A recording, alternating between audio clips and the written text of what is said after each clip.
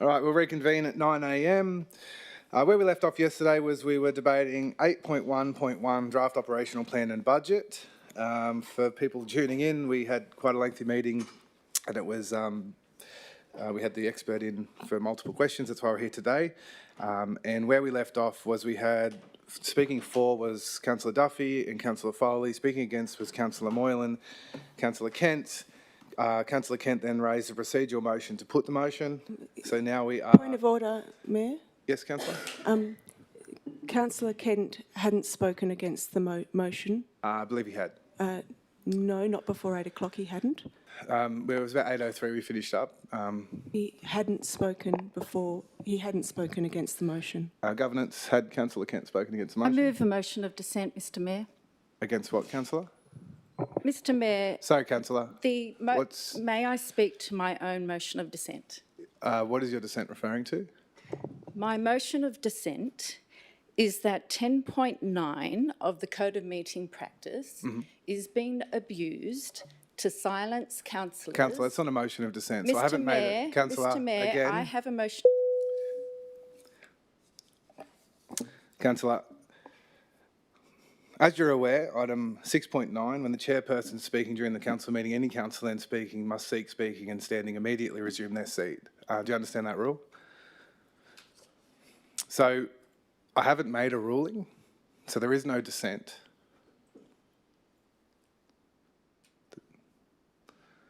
Mr Mayor, I raise a motion of dissent. I haven't made a ruling, so there is no dissent.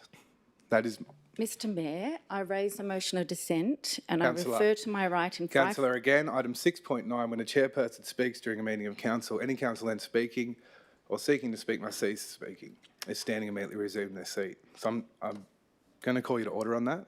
So when I'm speaking, we need councillors to be silent, please. So as I said, Councillor Kent raised a procedural motion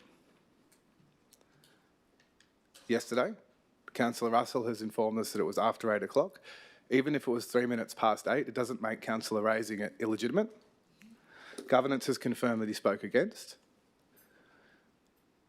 Governance has confirmed that he has spoken against. Point of order. Yes, the orderly conduct of meetings. Governance would then be suggesting that Councillor Kent spoke against the motion at 8:03, and I would suggest that if they are suggesting that that Councillor Kent spoke against a motion at 8:03, there is no time to have spoken and moved a procedural motion and adhered to the Code of Meeting Practice. Councillor, he clearly spoke to it, so that's undeniable. Governance, do you want to make some commentary around this? I concur with what you're saying. Councillor Kent did raise his hand and said he speaks against the motion, and then he moved a procedural motion to put. And then we ended the meeting. That was where we ended the meeting. That's where we need to resume. So we are going to proceed, Councillor. We are going to proceed. Point of order, orderly conduct of meetings. Is it not the case that after 8 o'clock at night, if we have voted to continue to 8 o'clock, we cannot continue past 8 o'clock? Is that not the case? It was 8:03, but I'll get governance to read out is it 21.3? Yes, so if you go to section 21 of the Code of Meeting Practice, 21.1E says proceedings at a meeting of the council are not invalidated because of a failure to comply with this code. So we can resume. Okay, so... Mr Mayor, I raise a motion of dissent. Okay, so you're going to dissent against my ruling. 15.9 overrides your right to speak. So we've had multiple points of order raised in this chamber for continuing to speak while I'm speaking. So for the third time in about 4 minutes, I'm going to ask you to please stick to the Code of Meeting Practice. It is disorderly. Again, may I... Councillor, I have multiple points of order here. So Councillor Smith, what is your point of order? Councillor continues to speak over the Mayor, even having been advised not to do so. Yeah, again, Councillor, I'm going to read it one more time. Item 6.9, when a chairperson speaks during the meeting of council, any councillor then speaking or seeking to speak must cease speaking and if standing immediately resume their seat. Mr Mayor, may I speak to my... as per 50. Councillor, we are going to get to you. Please stop interjecting. May I speak to my motion? So, Councillor, we are not going to get to you. So, Councillor Kent, I am going to make a ruling that we go to the procedural motion as per the Code of Meeting Practice. Councillor Moylan, you are dissenting that decision. Thank you, Mr Mayor. Code of Meeting Practice 15.9, as you would know, clearly states that despite any other provision of this code, including the Mayor's right to speak, only the mover of a motion of dissent and the chairperson can speak. I have not been given my right to speak to my notice of dissent. Mr Mayor, quite frankly, I have no confidence in your ability to manage this meeting and to follow the Code of Meeting Practice. Now, may I speak to my motion of dissent? I believe you are. Continue, Councillor. Thank you, Mr Mayor. My motion of dissent is your ruling on Councillor Kent's abuse, I feel, of 10.9 of the Code of Meeting Practice. I feel Councillor Kent is stifling debate, and you are following that lead on the most important decision. Sorry, Councillor. May I finish my motion Councillor, of no, dissent? because you're not speaking to the dissent. So the ruling I have made is that we're going to procedural motion. So you have to tell me why we're not going to the procedural motion. You're talking about a different part of the code. We are talking about the dissent against the ruling to go to the procedural motion. You are now talking about a different item. So my ruling is on the fact that Councillor Kent's procedural motion is to be put. You now have to speak to why his procedural motion cannot be put. I was in the middle of speaking to that, Mr Mayor, We are so I'll talking. pick up from where I left. The use of 10.9 of the Code of Meeting Practice is to push the vote to the motion to vote. And this is stifling debate, as I have communicated with you prior to this meeting. This is the most important item on the business paper since our term. We are talking about a 34% rate Thank you, rise. Councillor. We're not using this to debate the motion again. I will do my rebuttal now. Then we'll put the Sorry, there is then no we'll put the rebuttal dissent. right I in the believe Code of Meeting governance. Practice. Governance, I think there is. It's only the right for the dissenter and the chair to speak. So I do have a right to return. Councillor, I absolutely disagree. What we have is Councillor Kent, you're saying Councillor Kent has used his speaking time to stifle debate. Councillor Kent spoke against it. He clearly said, I am against. It is not for me to determine that he's misused something. He is speaking within the rights of the code. He is adhering to the code, and he is not in breach of adhering to the code. So we'll now put this motion of dissent. So you will be voting in favour of the dissent if you are voting in the affirmative. I'll just double check that, evidence. All those in favour? Councillor Russell, Councillor Moylan. All those against? Councillor Champion, Councillor Duffy, Councillor Farrell, Councillor Foley, Councillor Kent, Councillor Smith, Councillor Fitzpatrick. We'll move on. We will now vote to put the motion. So this is not voting for the motion. This is voting to put the motion. All those in favour of putting this motion? Councillor Duffy, Councillor Farrell, Councillor Foley, Councillor Kent, Councillor Smith, Councillor Fitzpatrick. All those against? Councillor Champion, Councillor Russell, Councillor Moylan. We will now put it. So we are now putting the motion. All those in favour of putting the motion? Councillor, sorry. Sorry? What did I say? Oh, sorry. So I'll...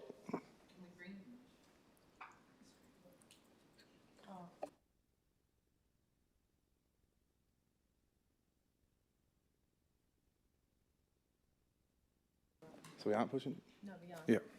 Okay. So all those in favour? Councillor Champion, Councillor Duffy, Councillor Moylan, Councillor Farrell, Councillor Foley, Councillor Kent, Councillor Smith, Councillor Fitzpatrick. All those against? Councillor Russell, that is carried. Next we have item 8.2.1, quarterly budget review. Do I have a mover for this? Councillor Russell. Do I have a seconder? Councillor Foley, Councillor Russell. Thank you, Mr Mayor. I have some questions for the General Manager, if you'll just bear with me. There are a few of them. I wanted to ask about the Ferguson Bridge project. Through you, Mr Mayor, what was the initial actuals for this project, and what is Council currently contributing to it? General Manager. Thank you, Mr Mayor, to the Director, Service Delivery and Projects. Through you, General Manager. The current approved budget for Ferguson Crescent Bridge is $5.6 million. Please excuse the rounding. A large component of that being around $4.6 million is funded through New South Wales Government. So Council's contribution to this at the moment is around $1 million.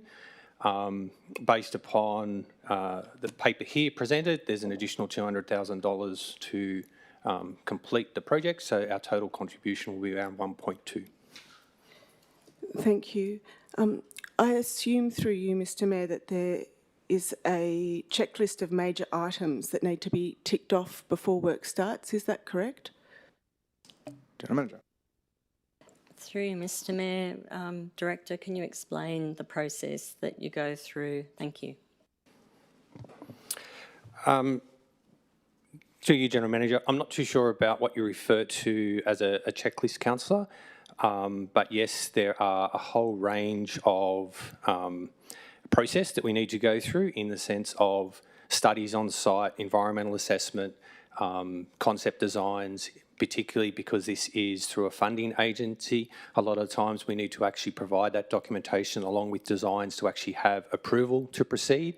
We then have set milestones required to report through to that funding agency. We have like reporting requirements if we have or witness any latent conditions or any exceptions. We have reporting requirements through to the agency. Then at the end of the project, we have an acquittal process where we go through acquitting the funds provided, and there's an element of assurance in the sense of what the funding body has provided funding for has actually delivered in an infrastructure or a service to the community. Oh, thank you very much to the Director, and you will understand that as a councillor, you know, we get lots of representations being accountable to the community for the performance of the council, and just in this particular instance, I've had photos of machinery being bogged, which makes me question whether all of the geotechnical studies were completed. So through you, Mr Mayor, how is the GM obtaining assurance from the engineers that all the critical planning issues have been addressed? General Manager. Through you, Mr Mayor, I'll ask the Director to respond to that, but what I would say is I am not an engineer, and we employ professionals to provide that technical advice, and we have a skilled team of engineers, and where we need, we supplement that with external expertise. Director, could you add to that? Through you, General Manager.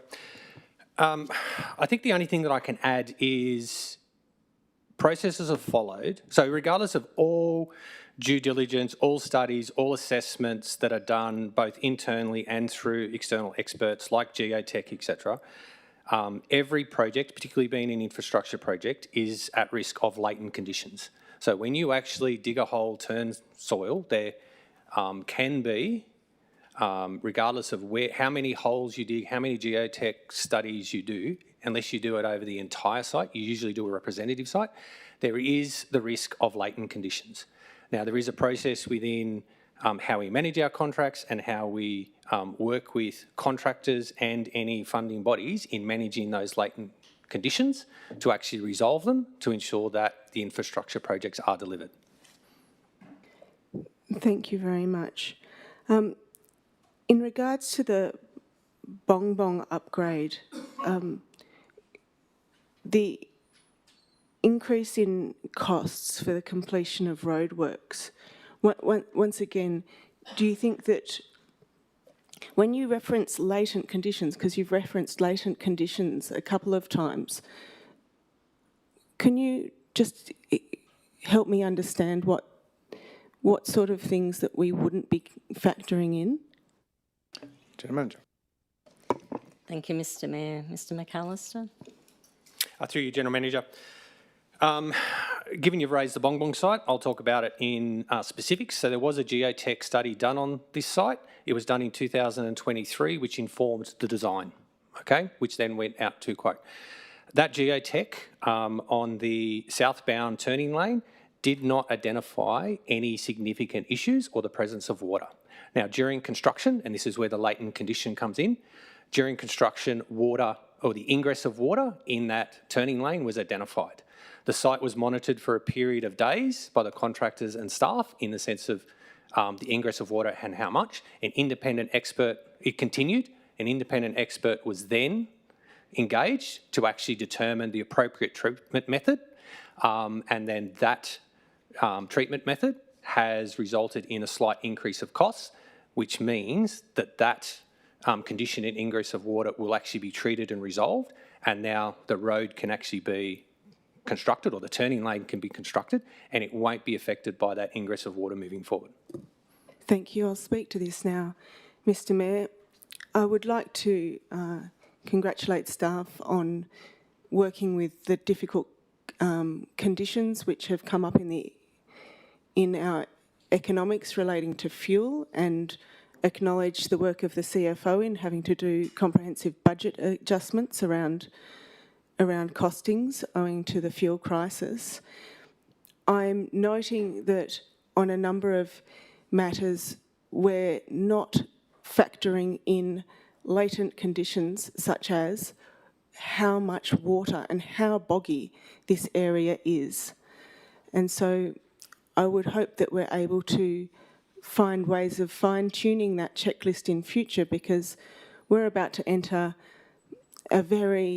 what I would hope is an era of greater fiscal responsibility in making sure that there are not cost blowouts to projects, that we are operating within budgets and we are able to calculate in all latent conditions relating to water in a drinking water catchment. We know there are springs everywhere.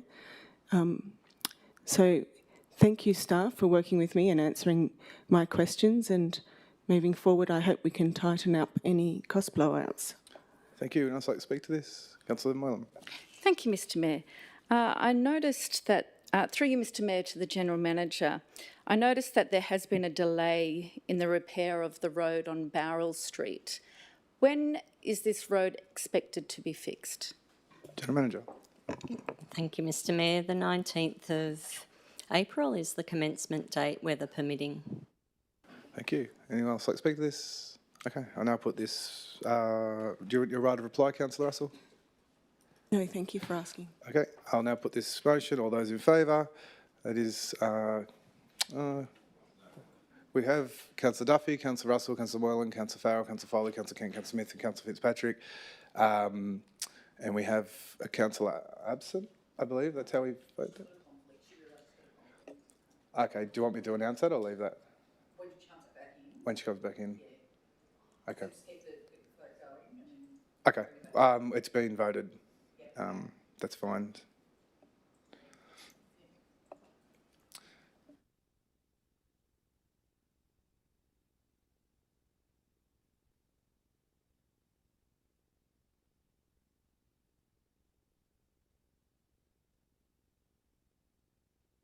Okay, sorry, just Councillor Champion just wants to explain her absence there. Thank you, Mr Mayor. I just became aware of a conflict of interest as the discussion had turned to the Ferguson Bridge Crescent. So I will lodge a conflict of interest for a significant pecuniary conflict due to the fact that my brother-in-law is on the board of the business that's building the bridge. Yeah, we've got a note that you've left the room, so. Thank you. Thank you. Item 8.3.1, bulky waste review. The recommendation is on page 33 of the agenda. Do I have a mover? Councillor Foley. Do I have a seconder? Councillor Moylan. Councillor Foley. I will move the officer's recommendation that today we are noting that a review of Council's bulky waste curbside collection service is proposed as part of the operational plan and budget for 2026 to 2027. This is an important service to residents, and I look forward to seeing the results of the review continue to refine the service, and I'm pleased to see that it's part of the deliverables of the operational plan. Thank you. I'd like to speak to this. Councillor Duffy.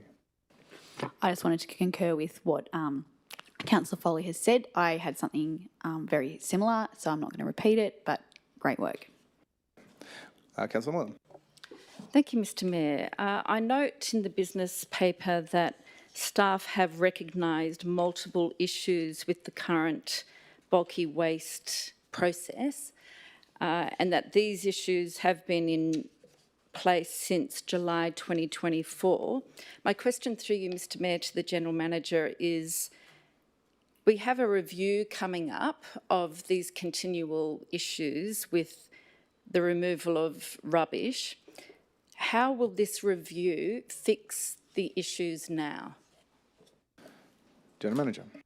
Through you, Mr Mayor, Mr McCabe. For you, General Manager, some of the issues won't be fixed currently. An example is where residents put out curbside waste without booking. So in relation to communication, we can increase that, but in the end, it's somewhat illegal dumping. It's not bulky waste collection. So issues like that, we ask for the resident to practice what the Shire expects in accordance with the service. So that's there. But in relation to the things we can control, what I'd say is the peak issue that we experienced was particularly November and December last year. Since that time, and there was a lack of manpower, let's say, in relation to our contractor at that time. They communicated that with us and it got remedied. There was a lot of pressure from me on staff and the contractor to make sure we could remedy that by Christmas. Now, leading into this first quarter of this year, we're not seeing those numbers and those concerns as what we did last year. And that's simply because we do have communication channels with our service provider. We do encourage residents to contact us and contract the service provider. In relation to remedying a lot of them as part of the review, that all comes down to the service model that you decide on. Bulky waste services can be delivered in various ways. So that's what we'll be looking at particularly. Okay, any further questions? Okay, I'll now put this motion. Do we have a, no, we don't have a right to reply on that, do we, Governance? Okay, I'll now put this motion. All those in favour? It is carried unanimously. Item 8.4.2, Audit Risk and Improvement Committee Minutes, 10th of March. The recommendation is on page 41 of the agenda. No, they were exception. 8.4.2, Audit Risk and Improvement Committee meeting minutes. The recommendation is on page 41 of the agenda. Do I have a mover for this, please? Councillor Kent. Do I have a seconder? Councillor Russell. Councillor Kent.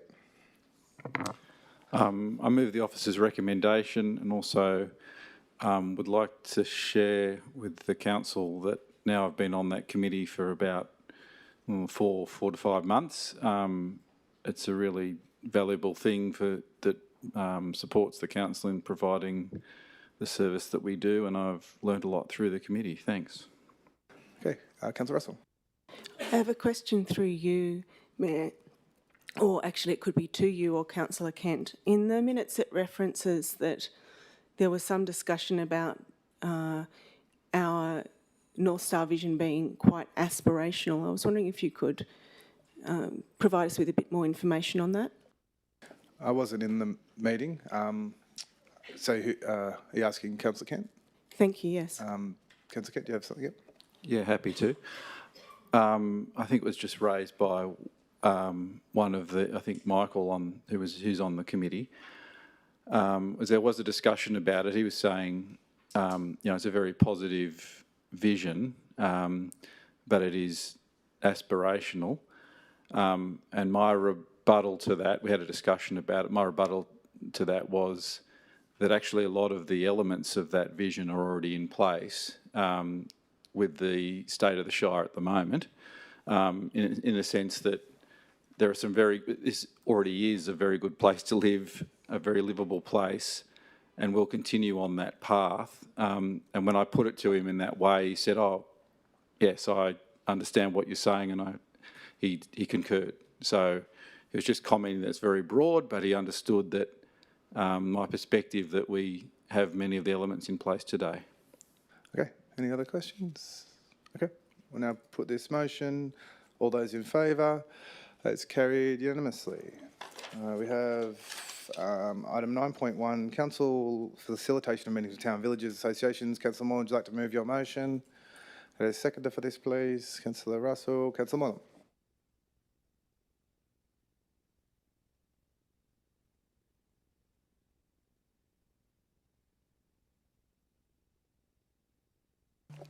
Thank you, Mr Mayor.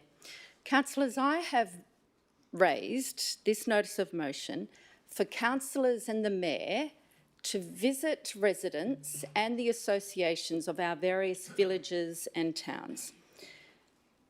And I want this to be over the next little while so that we can hear from the residents directly what their priorities are, what's important to them, and then put it into the budget process. Now, I have an ambition that all councillors and mayor visit the villages and towns and their associations face to face on a regular basis. That we start with the most northern villages and then we work our way through all the villages and towns through the year, and then we get to the most southern village and then we start again and we have this on a regular basis. Now, becoming a councillor for me has been one of the greatest honours and privileges of my life. And one of the privileges of being a councillor is being invited by an association of a village or town to one of their general meetings. And just recently, actually just this week, I was invited by Balmoral Village Association to their general meeting. And it was a great privilege to listen to residents face to face over a cuppa and one of Ray Ann's lovely passion fruit slices, and really listen to what's important to them, what their priorities are. And it's only when you're face to face, Mr Mayor, that you get a real sense of what's important to residents, what their priorities are, and feedback on how we can improve. Now, to my surprise, when I was listening to the residents of Balmoral Village, in their hall, in Balmoral Village, it wasn't millions and millions that they're wanting us to spend. It's the simple things. Things like fixing football posts, which has now been done. Things like finishing the repair of a small part of a road. Things like addressing a simple easement issue, which has caused so much angst for residents, and yet it's a simple fix. So this is where I'm coming from. If we meet as a collective, which is my ambition, the residents in their villages and towns, we will have a better understanding of what's important to them. And I want my fellow councillors and yourself, Mr Mayor, to be with me in those moments. Now, we often call on the community to give us their submissions or their feedback to some of our ideas.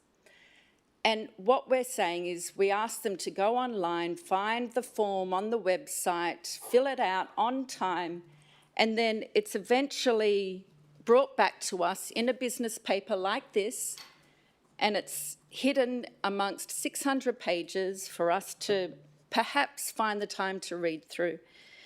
Well, I think it's about time that we make it easier for the community and the residents to tell us what's important to them. I want us, Mr Mayor, as a collective, all of us together, to go into the villages, into the towns, and look at them face to face and listen. I want us to listen to what's important to them, listen to their feedback, and hear what their issues are face to face. Now, I would like us as a collective to go and meet Canyon Lee residents in their handmade hall in Canyon Lee that they're so proud of, and listen to Mr. Ian Boland and other Canyon Lee residents. I would like us, come with me and meet Bundanoon Village in their hall, their beautiful grandeur hall, and let's deliver on our commitment that we all made pre-election to go to Bundanoon Hall and meet with the residents face to face. Come with me and listen to the residents in Jowadja. They don't have a hall, but we can have a cup of tea on Richards Lane and see for ourselves the state of the road. We need to listen to residents face to face. Now, I previously put a notice of motion forward on something very similar, which was a tour. Thank you, Councillor. That's your time. Councillor, I'll speak first. Look, I agree with meeting face-to-face with you, absolutely. I just got a few questions for you. Late last year, we done village tours, organised with the villages, and we done a 5-point meeting for each of the villages. On the Saturday, the 16th of August, we done our first one at Penrose. Were you in attendance at that? I have met the village of Penrose. Sorry, Councillor, I was just asking a question. Were you in attendance at Penrose on the 16th of August? I don't accept the premise of your question, Mr. Mayor, so I won't be answering. On the Saturday, the 16th of August, we then drove to Robertson for another village meeting. Were you in attendance? Mr. Mayor, I'm not sure where you're going with your line of questioning. Well, Councillor, the purpose of yours is to say that we finally must do face-to-face meetings and that we haven't done them. On the Saturday, the 23rd of August, we went to Collavale. I don't believe you're in attendance. On Saturday, the 23rd of August, we also went to Berrima. I don't think you're in attendance. On Saturday, the 23rd of August, we also went to Barrel. I don't believe you're in attendance. So, I mean, I agree with you. We meet face-to-face. We do currently meet face-to-face. Only 4 weeks ago, I met with all the chairs, or as many as we could. I believe upwards of 20, 25 chairs of the communities met in there. That is scheduled to happen again in a few months' time. That's already happening. That's already organised. And as far as concerning the budget, I don't think it's appropriate to have 20 or 30 people come face-to-face and tell me from each village and tell us what they do and don't want verbally. Absolutely want to hear what they've got to say for the budget, but that needs to happen via submission, via writing, so we can digest it. I can't, there's no way we can digest multiple voices on a day saying they do or don't like something and then try and correlate that into some sort of informing document. So with that, I'm actually going to move an amendment that council write to all village associations and invite them to make a submission during the public exhibition period for the draft operational plan and budget, and further that we have regularly done village visits in the past, and that we continue to meet with villages in the future.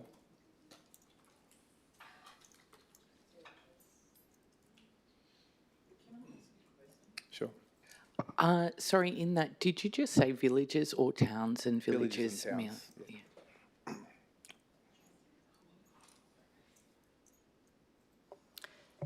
May I speak to a misrepresentation or misunderstanding, Mr. Mayor? Sure thing, Councillor. I am responding to a lot of feedback from residents and presidents of the associations you've just referred to. And the consistent feedback I am receiving is that they see councillors going through the... I'm speaking to that. What is your misinterpretation? So you're misunderstanding. I'm responding to feedback from the presidents of the associations you've referred to, that they feel, their words, that you're going through the motions and not listening. So my point was more about us listening. Councillor, we have a point of order. Sorry, there hasn't been a description of a misrepresentation. I'm going to uphold that, thank you. Okay, we've got my draft here. But the council right to village, I won't bother with the secondary part. I'll just leave it at that. Do I have a seconder for that? Councillor Kent. Look, I just spoke to it. I don't need to speak to it again. As I said, I'll just briefly say the most important thing is that we hear from all the individual villages and towns, and that needs to be in writing so that we can actually correlate, or the staff can look at it, correlate it, and we can get our heads around that. Would anyone else like to speak to this? Councillor Russell. Thank you, Mr. Mayor. I acknowledge some of the value in your amendment here. However, I would like to reiterate Councillor Moylan's point, which I felt was specific to the operational plan and budget 26-27, not something that we've done in the past about visiting various towns and villages, but the value of council going to where the community is. At the recent ALGA conference I attended, there was a presentation by the Ajeda Institute, and they had a book which I bought, which was A, B, C, D and Beyond, a practical guide for local government. It's about asset-based community development, and it's about shifting the culture of councils doing things, I guess,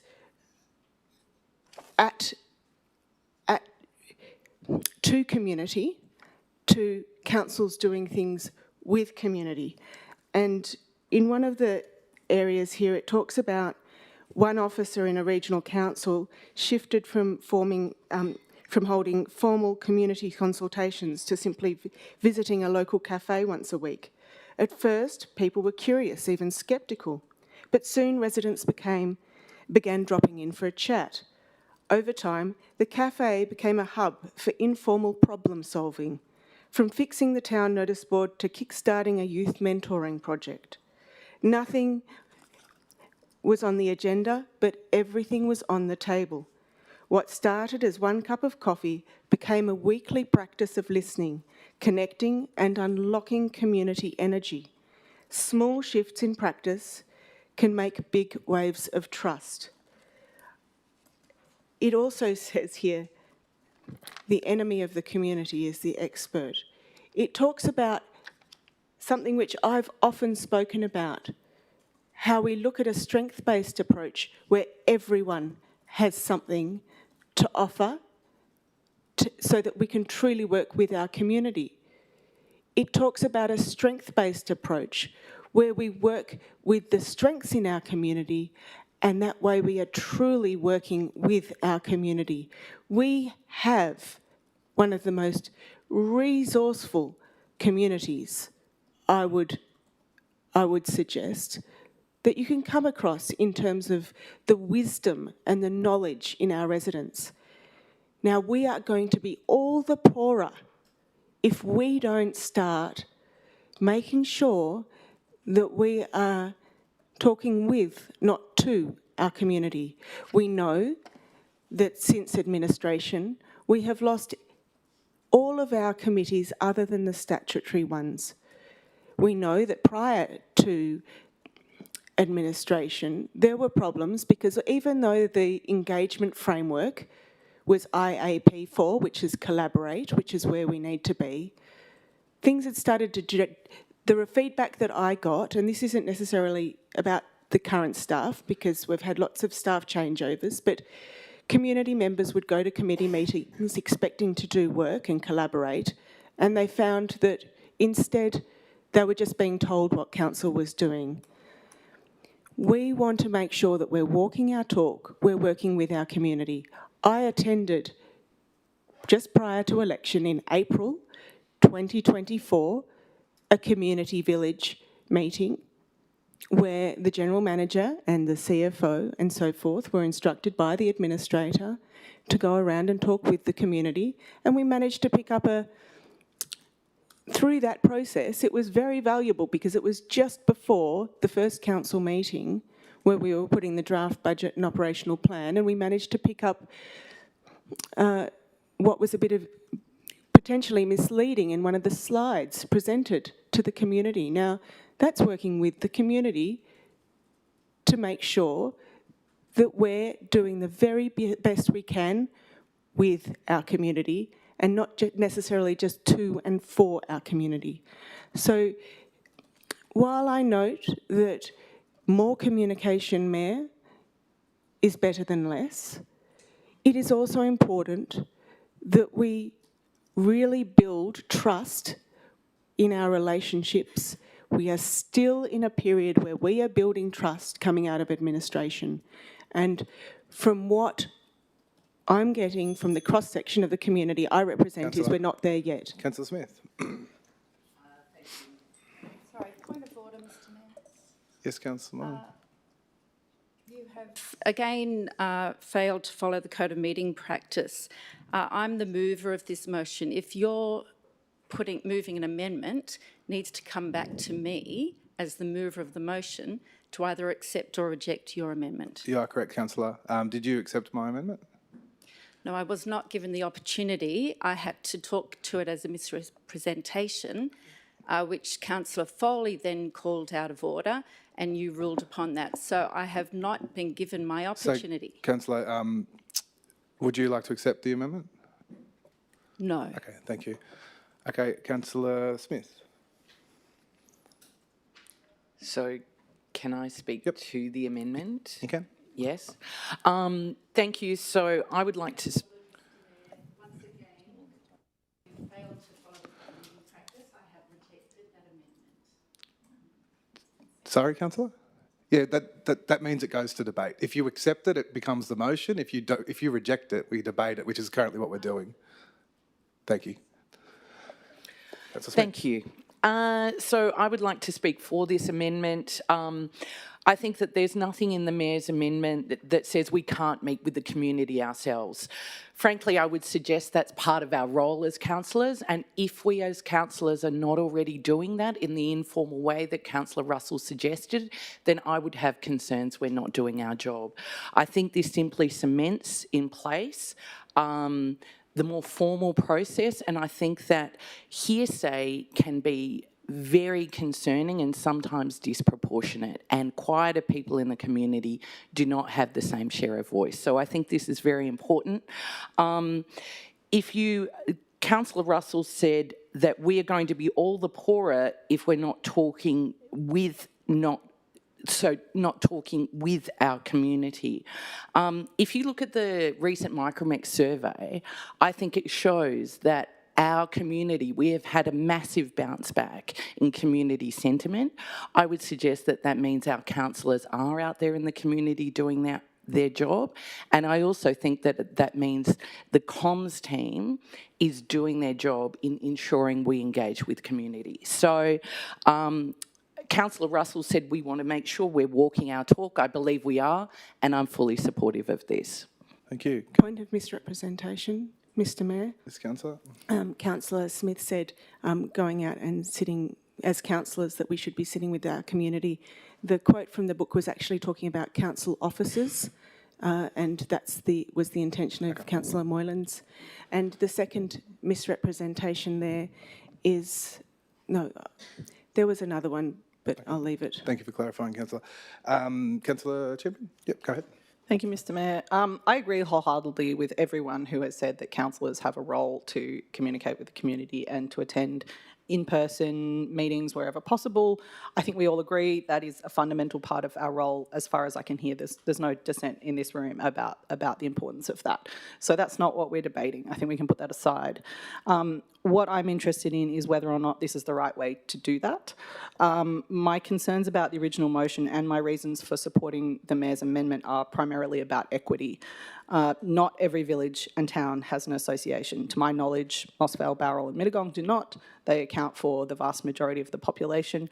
While I appreciate that the village associations are very important and we should listen to them as well, this privileges the villages in a way that I find slightly strange. There are also many other associations in our shire and groups, and many of them don't have the structure and lobbying power that the village associations have. It's my understanding that, as the Mayor has already outlined, the village associations are frequently, or at least regularly, met with. They have very competent advocates, as we've seen in the public forum yesterday, who and I have met with some of those people previously. We've seen some of those people previously in the public forums. So I would say that they do have a really competent and effective voice in speaking with council. So, and to Councillor Smith's point, some people do have quieter voices. While the associations do wonderful work, not every member of the community necessarily feels represented by those associations' priorities, because while community groups do their absolute best to be inclusive, I'm sure priorities differ, and it's simply not possible for every voice to be amplified. Our job as councillors, and the reason why there are 9 of us, is so that we can all reach out to different parts of the community that we have connections with, identify their priorities and bring them to the chamber. That is our role. Thank you. Okay, Councillor Farrell. I'll speak for the amendment, and I echo Councillor Champion's. I couldn't have said it better myself. Okay, Councillor Russell. I have a question through you, Mr Mayor, to the General Manager. Within the current operational plan and budget, in terms of equity across, is it per capita, per the population, are there any towns and villages who may feel like, that you're aware of, who may feel like they're left out in any way in terms of what's being delivered? General Manager. Thank you, Mr Mayor. I can't talk to feelings. What I can talk to is fact. The program that we have in the operational plan in terms of programs and support and services, we have staff in the community development area that liaise with villages regularly and work with those community members. I received a beautiful email from one of the Wingelow residents thanking council, thanking me, the staff, for how we've worked with them to develop their vision for Wingelow in terms of the murals, in terms of the play space, in terms of the community garden. In terms of distribution, villages play an important role in the tapestry of our shire. The town centres provide for the infrastructure that our community needs in order to be a livable community. And by that I mean we can't afford to have a library in 17 or 20 villages. So we have the libraries in town centres that service the whole shire. So what I would say is when you look at what are the major infrastructure and services that service the whole shire, they are in towns, that's the reality, but they service the whole shire. In terms of what's happening in the villages, there is across the 4-year program attention to those villages, whether it be through environmental programs, community development or infrastructure spend, and we reflect that on council's website.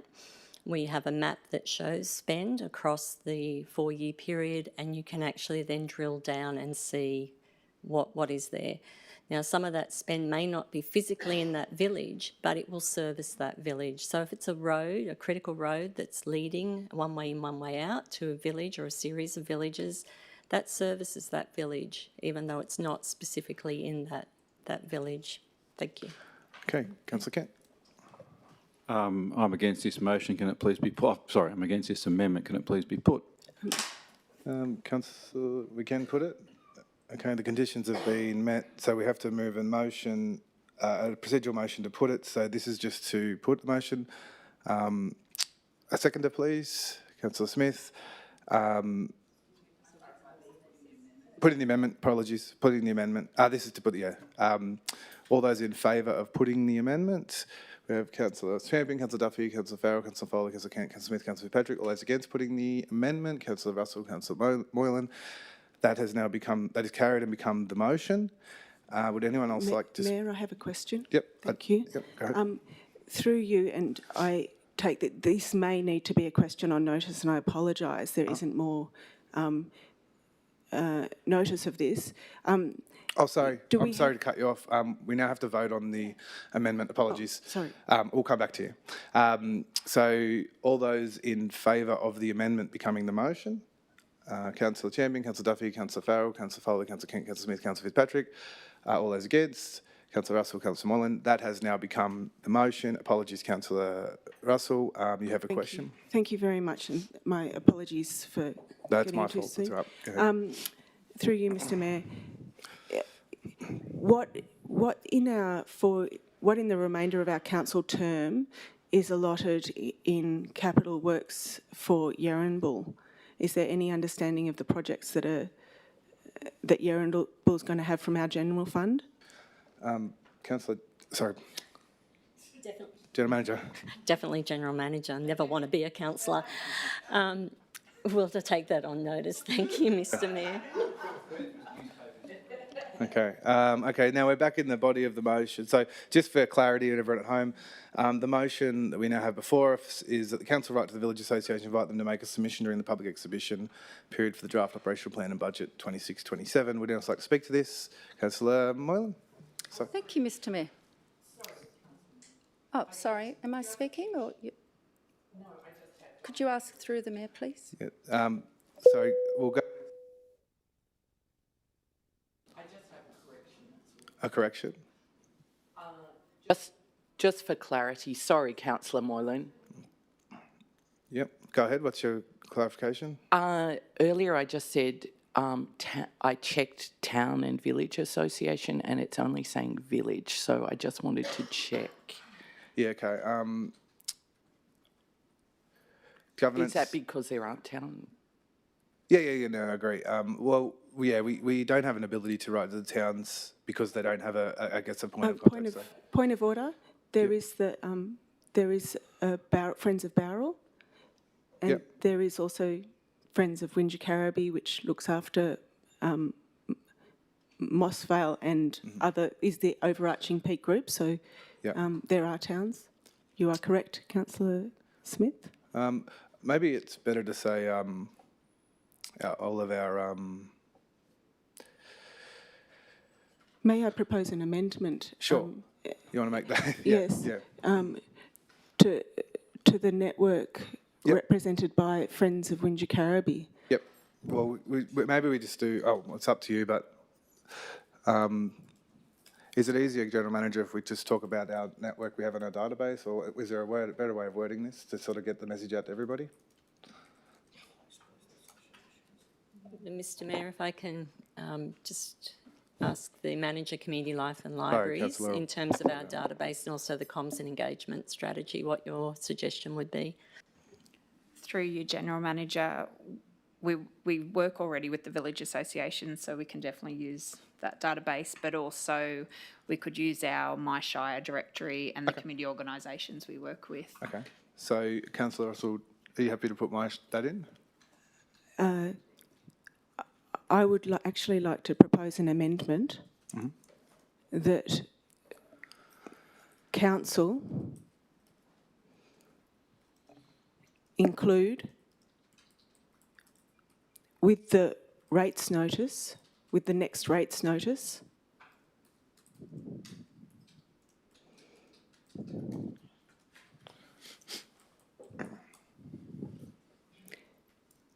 advice about the operational plan and budget. Oh, the draft operational plan and budget. So you've got that wording there.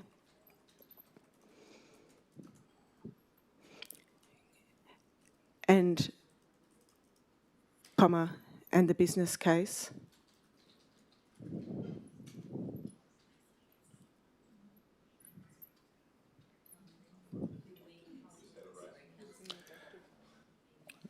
Two seconds, Councillor Russell. Councillor, again, General Manager. It's been a long night and morning. Go ahead. Thank you, Mr. Mayor. I'll ask the CFO because I don't believe there's another rates mail out between now and July, Councillor, so it may not be practical to do that. CFO? That's confirmed. Thanks, General Manager. Okay, so... Thank you very much. Okay, so that Council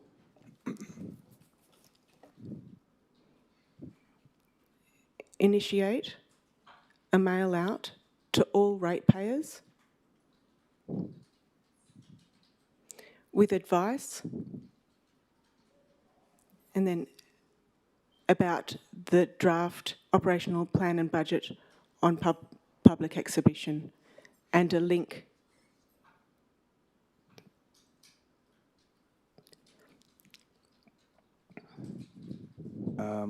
Yeah, we'll just get them words up. Councillor Smith, do you have a question? Thank you. I just have a question. A mail out would surely have budgetary implications Yeah, I'll double check involved. with, I'll just get the words up. Councillor Russia, mail out ratepayers. And it'll be and a link And a link. to the documents on public exhibition. Okay. To the link to the documents that have been placed on public exhibition General Manager. at the April meeting of council, April 2026 meeting of council.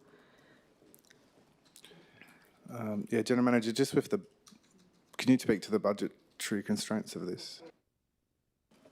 Thank you, Mr Mayor. So we have approximately 26,000 properties. So to do a mail out with an insert, the very broad figures, so would be around 30,000.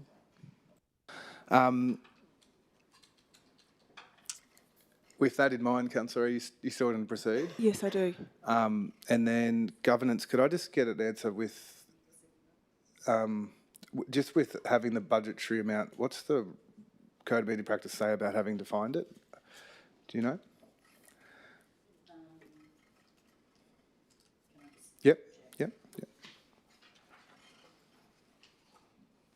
Sorry, Councillor. So just for clarity, I'm just checking that when there's a budgetary constraint, what the code says about, I believe it might have changed from the last code. Well, Or it might, yeah, I'll just check with governance. Yeah, look, what we're going to do, I'll move a procedural motion, have a short break. We're just going to find out about that budgetary constraint. Do I have a seconder for that? Councillor Foley, all those in favour? That's unanimous.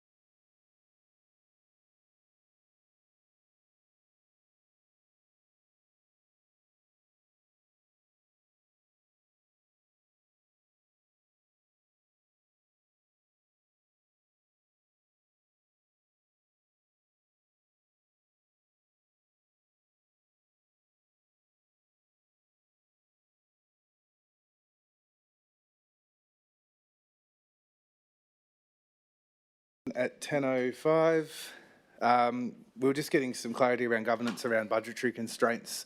So I'll throw to the General Manager to make comment before we seek a seconder. Thank you, Mr. Mayor. So we're currently in April, which means that we don't actually have a Q4 budget adjustment. So if council's of a mind to support this amendment for for a mail out, which would be in the order of 30,000, that we would make that change at the end of the financial year, and it would show up in our end of financial result, and we'd need to look at finding that money by reducing another program area or project. Thank you. Okay. With that, we'll seek a seconder. Councillor Moylan, Councillor Russell. Thank you to all councillors for considering this amendment. We are placing on public exhibition documents which are going to materially have some sort of impact on all ratepayers and residents in the Shire. We need to communicate to IPART that we have thoroughly consulted our community, not 400 people, not just 400 people in a community satisfaction survey, not just a panel of some people chosen from that satisfaction survey. We need to make sure that we can say that we gathered all current input. One of the critical issues that we are facing is that the information that informs the business case is actually gathered in large part from a 2021 census pre-COVID. We know that we are not going to have accurate data with which to analyse any potential impact of a proposed rate rise if we don't make sure that we're doing something like this. On my father's side, my father's mother was a Drummond, from the Drummond clan. And they say, gang warily, tread carefully. I want to look after all of us in this room, as well as all of our community, when we're making decisions, to ensure that we can say that we have made well-considered and informed decisions, that we have all the information that we require to make those decisions. We know that for most people out in our community, and this is something which, when I read the community satisfaction survey, I realised, is that most people only engage with council when they have to. Most people don't know what's going on in this room. At any point, they cast their vote and then they leave it to us. But that doesn't matter. That doesn't mean that they won't want and need to know and have input into the decisions we're going to be making in June.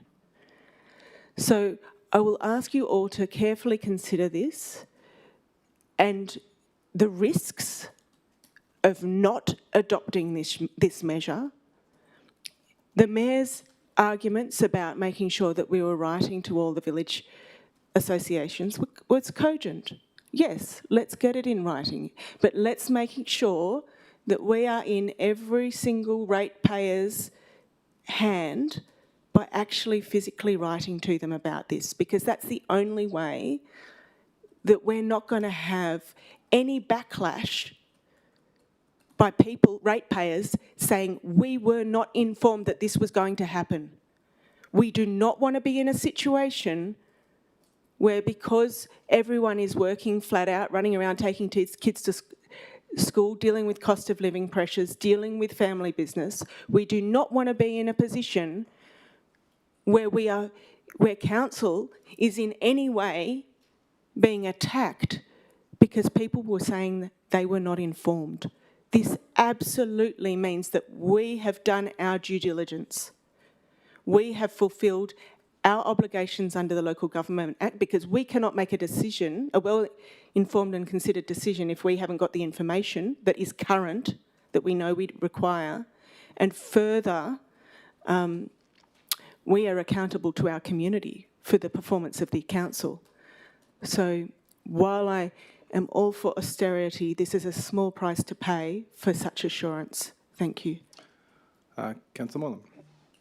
Thank you, Mr Mayor. I support this motion before us, and I'd like to thank Councillor Russell once again for her leadership here. This is a resident-first approach. We must put the residents in the front of our mind while we are deciding on whether we should raise their rates by 34%, raise their water by 78+%, raise their sewer fees by 25+%, raise their fees and charges for normal services by up to 100%, and take out borrowings of $36 million. We must put the residents first whilst making decisions like this. Now, firstly, when residents see the 10-year budget document to be put on public exhibition, they will see a scenario with a whopping 34% increase in their rates. Councillor Moylan, are you re-prosecuting the budget, or are you speaking to sending documents out via mail? Because I believe you're off topic. I'm going to ask you to speak to the amendment.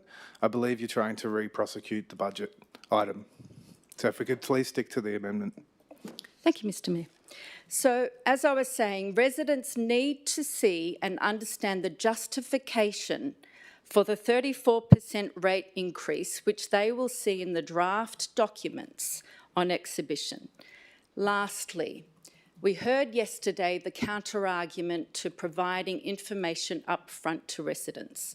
And that counter-argument was, don't worry, we will consult with residents about this 34% rate increase after the decision is made in June to apply for that rate increase. Now, obviously, this approach is redundant. And as one resident has told me, it's a rubber stamping approach.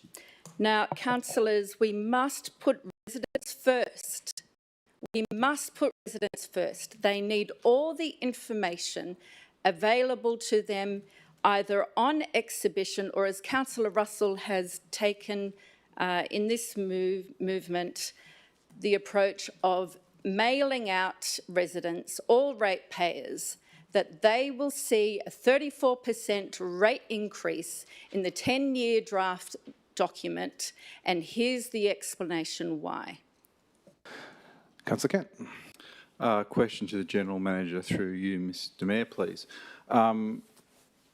Earlier, well, we did yesterday adopt the draft business papers to be put on public exhibition.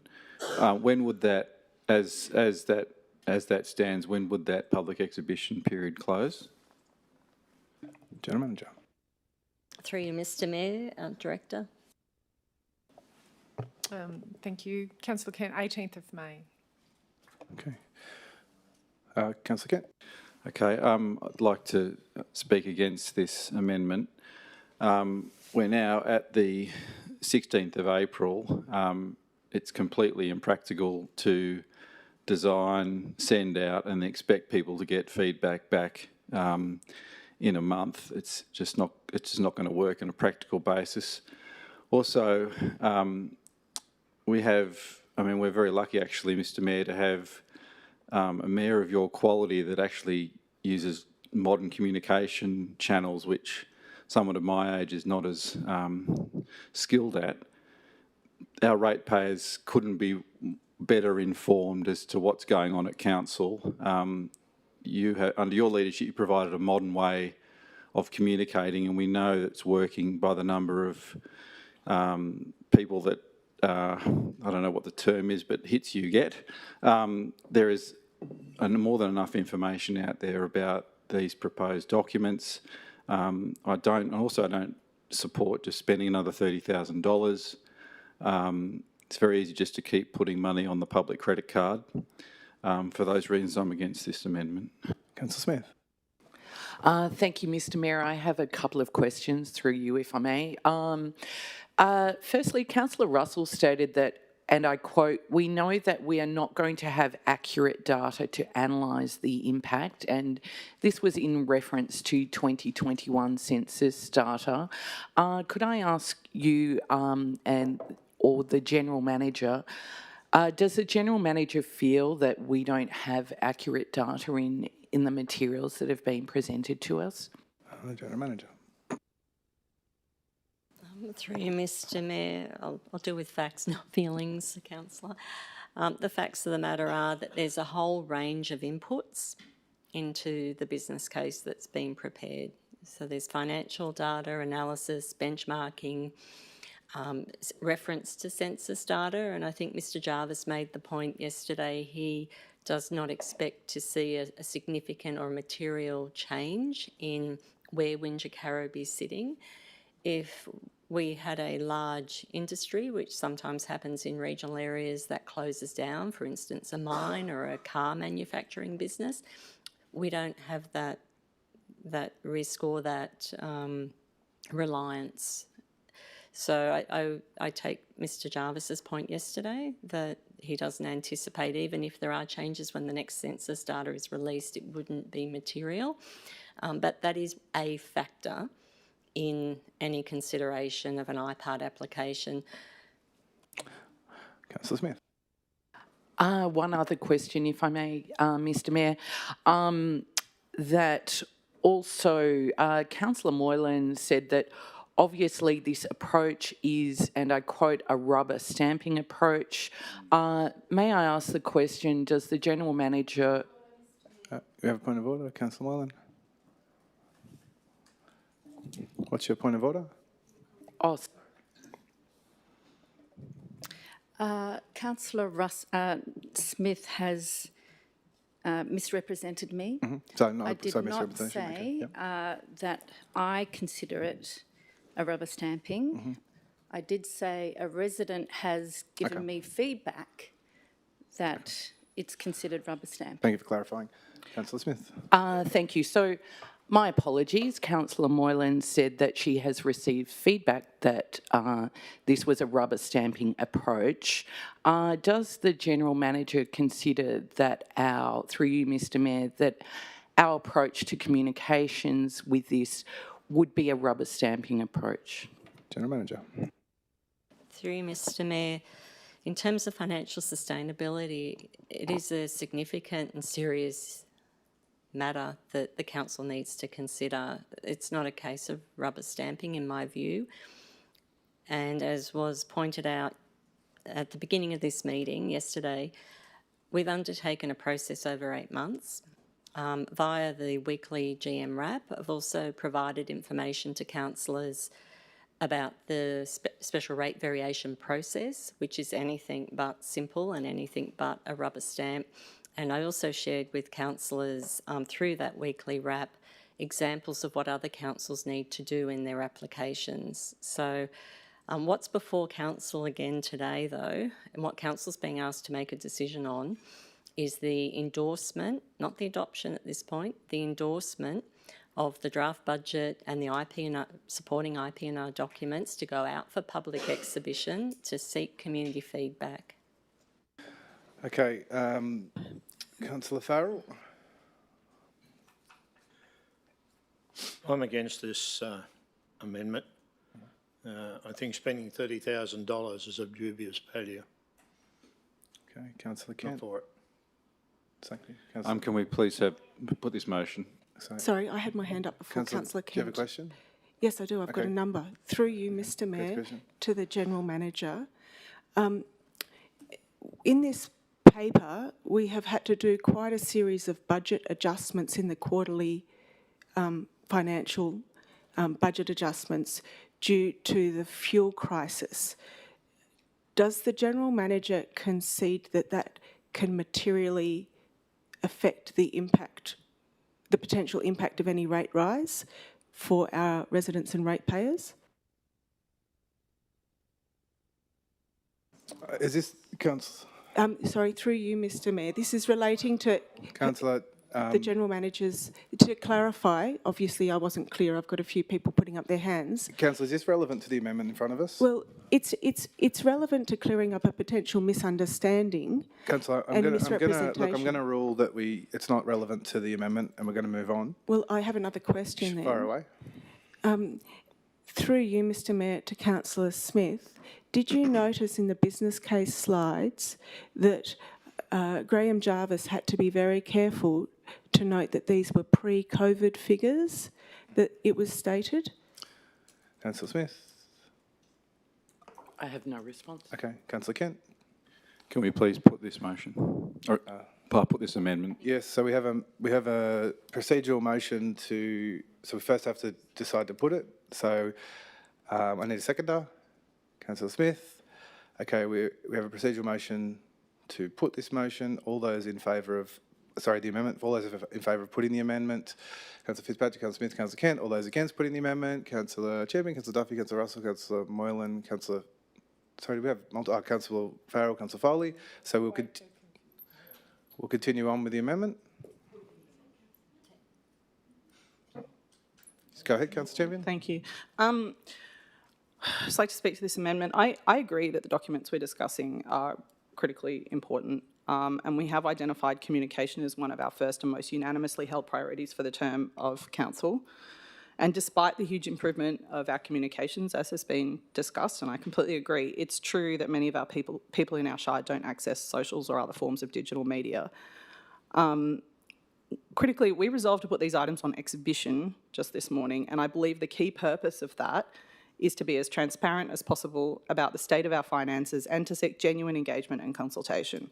And this is an opportunity to improve the quality of our communication, our transparency and our consultation. And so in principle, I think it has merit. However, as Councillor Russell herself has pointed out, this affects not just all the ratepayers, but all ratepayers and all residents. Given that what's being proposed here is not attached to a scheduled mail out of a rates notice, I question why we are sending it only to ratepayers. The bundle of information we would be sending includes the budget for the coming year, and rate costs do and can be expected to continue to flow onto renters. So at present, I believe that this amendment is inequitable for those in our community by privileging ratepayers with information that would not be sent to other householders. I think we should be reaching all households, not just ratepayers. Australia Post can deliver letterbox drops to every household, even if we don't have a list of where people live, they can physically be reached. So, Mr Mayor, I have a question through you to the General Manager, please. Mm-hmm. Again, very, very rough estimates, if you're able to provide them. How much would it cost for us to provide a letterbox drop to every household in the Shire? So, might be wrong. If a house exists in the Shire, it pays a rate. Are they all saying, so you're saying because it might go to a PO box if someone owns multiple homes, then the individual home... I'm talking for renters, they wouldn't necessarily receive that information. Because it might be going to it might be sent to someone else in Sydney who owns their house. I understand what you're saying. Yeah, sorry. General Manager? Mr Mayor, I'm not in a position to give an indication.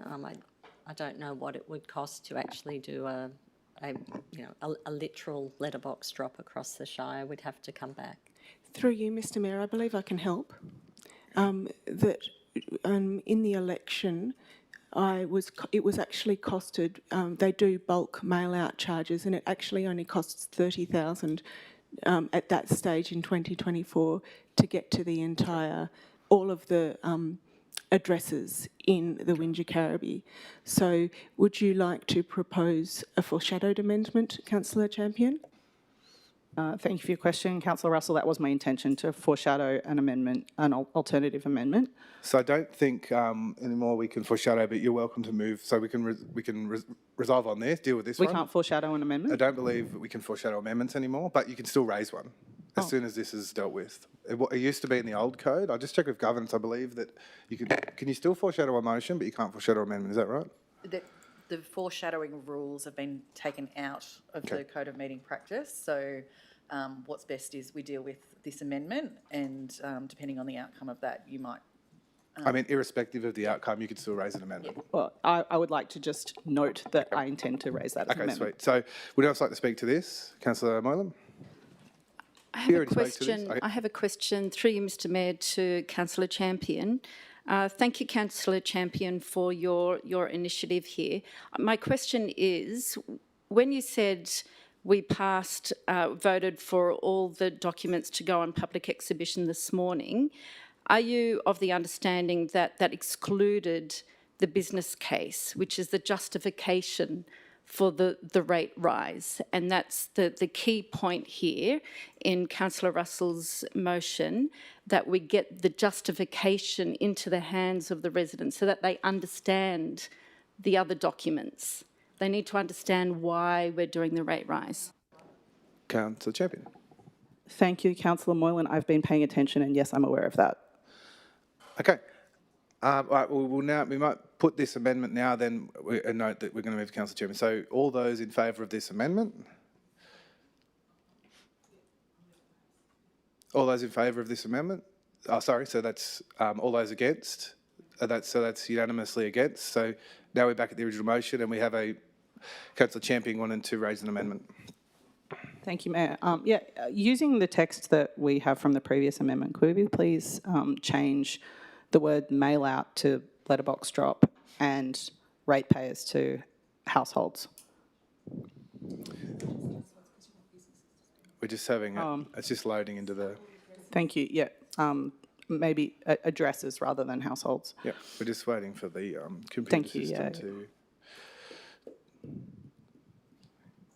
Just while we're waiting, governance, this can be accepted by Councillor Moylan, is that correct?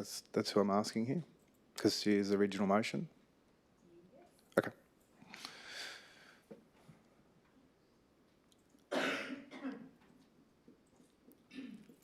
Is this going to take a minute? Okay, we're just having the system reset. I move a procedural motion. We have just a 5-minute break until the system reboots. Councillor Seconder, Councillor Smith, all those in favour? Councillor Chairman, Councillor Duffy, Councillor Russell, Councillor Farrell, Councillor Foley, Councillor King, Councillor Smith, Councillor Fitzpatrick, all those against, Councillor Moylan. We'll resume once this reboots.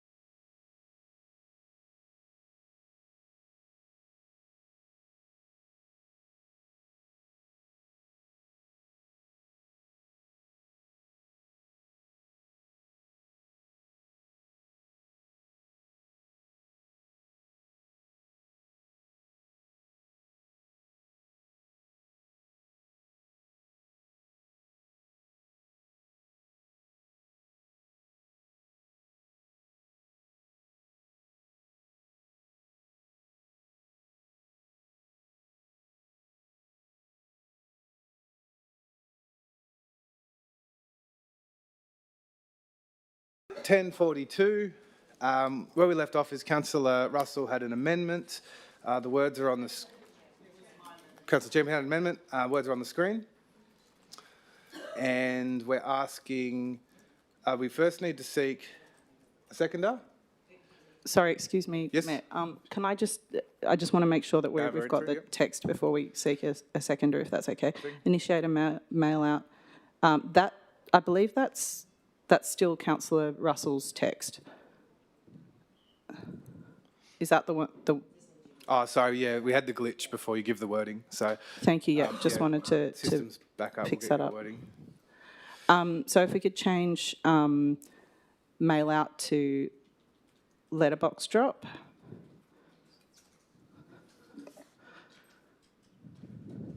And the word ratepayers to addresses in the Shire. And I have a question. I'm not sure if this is possible procedurally, but I have a question about the language under where it says the business case on public exhibition. If it's possible, through you, Mr. Mayor, to ask the General Manager, did we place the business case on public exhibition this morning? General Manager. Through you, Mr. Mayor, the Director.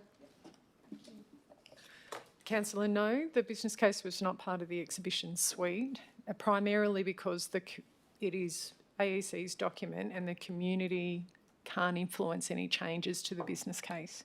However, the business case will become part of the suite of supplementary material that's already on the website under the financial sustainability webpage, but then also as a resource document on the participate page. So it's freely available. Sorry, I just add to Ms Jones's comment too. So the business case was a business case. The business case informed the long-term financial plan, and the long-term financial plan is proposed. That's what council endorsed for exhibition. So that is what is out for community feedback and comment.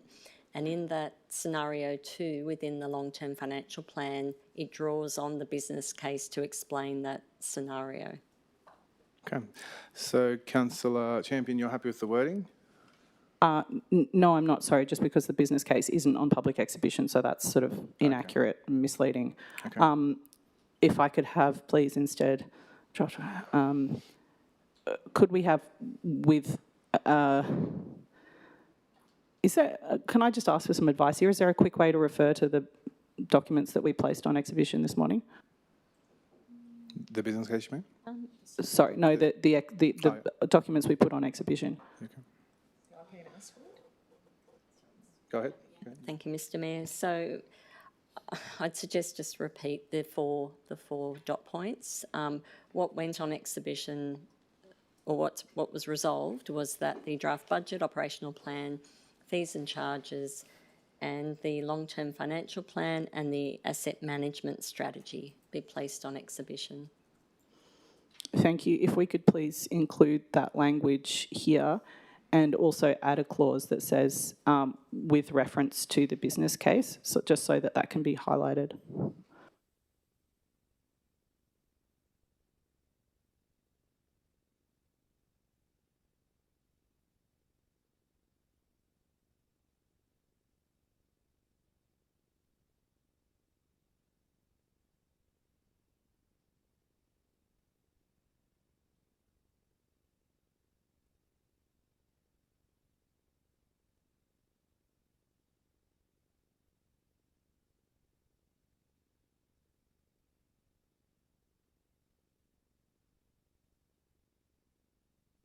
Thank you, that's great. Happy? Yep. Yes, please. We'll get a second up. Councillor Russell and Councillor Moylan, do you accept this?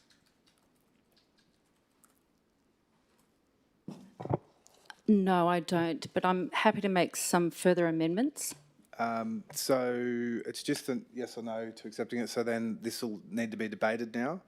So it has been seconded. It hasn't been accepted. So Councillor Champion, I'm going to give over to you to speak to your amendment. Thank you.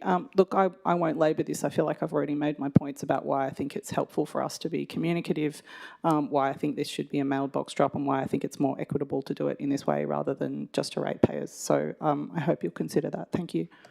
Councillor Smith. Thank you. I'd like to speak against this for a couple of reasons. One, I don't feel comfortable with the additional budgetary expense. Also, from an environmental point of view, I don't feel comfortable with the need for the printing and physical mail-out letterbox drop. I think it's unnecessary, and I feel confident in the existing communication processes and the communication plan.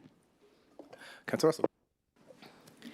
I am speaking for Councillor Champion's amendment, and thank you, and thank Councillor Champion for the improvement to the broader reach of all addresses within the Shire from my amendment.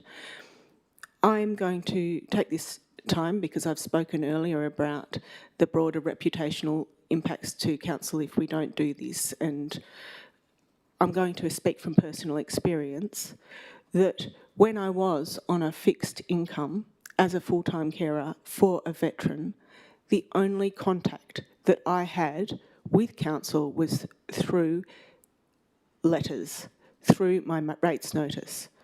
Now, ensuring that everyone who is going to be materially impacted by these changes is able to be informed means that we are covering our backs.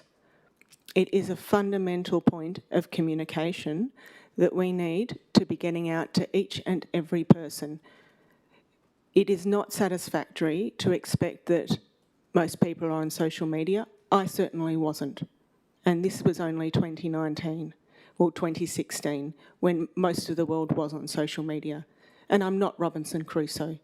So if we're going to support our community to be in any way prepared for any proposed rate rise, should we adopt it, should we choose to adopt it, then we need to make sure that we are doing everything we can to support particularly those on fixed incomes and the lowest brackets to be able to consider their options.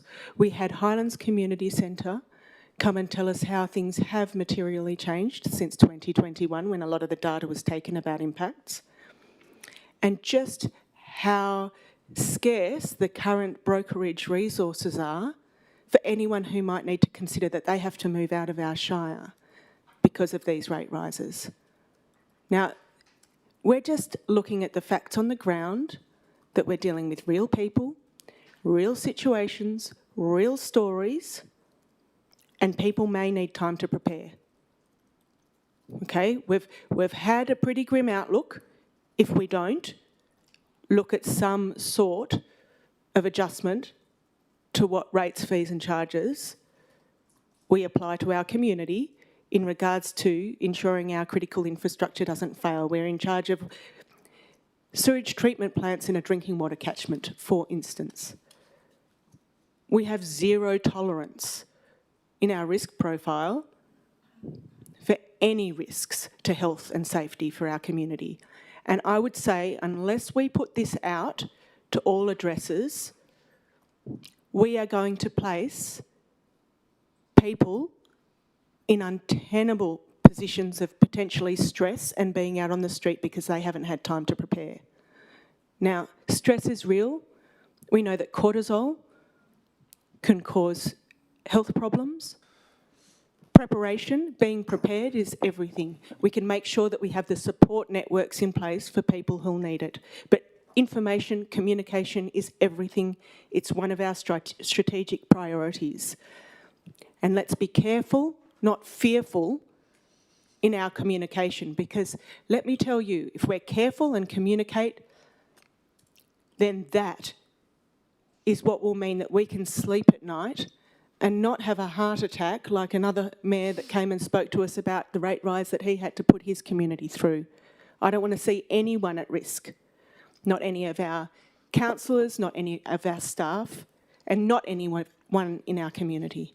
The way I knew about the former rate rise in 2016 and I had a chance to prepare for it is because I got something in my hand in the mail.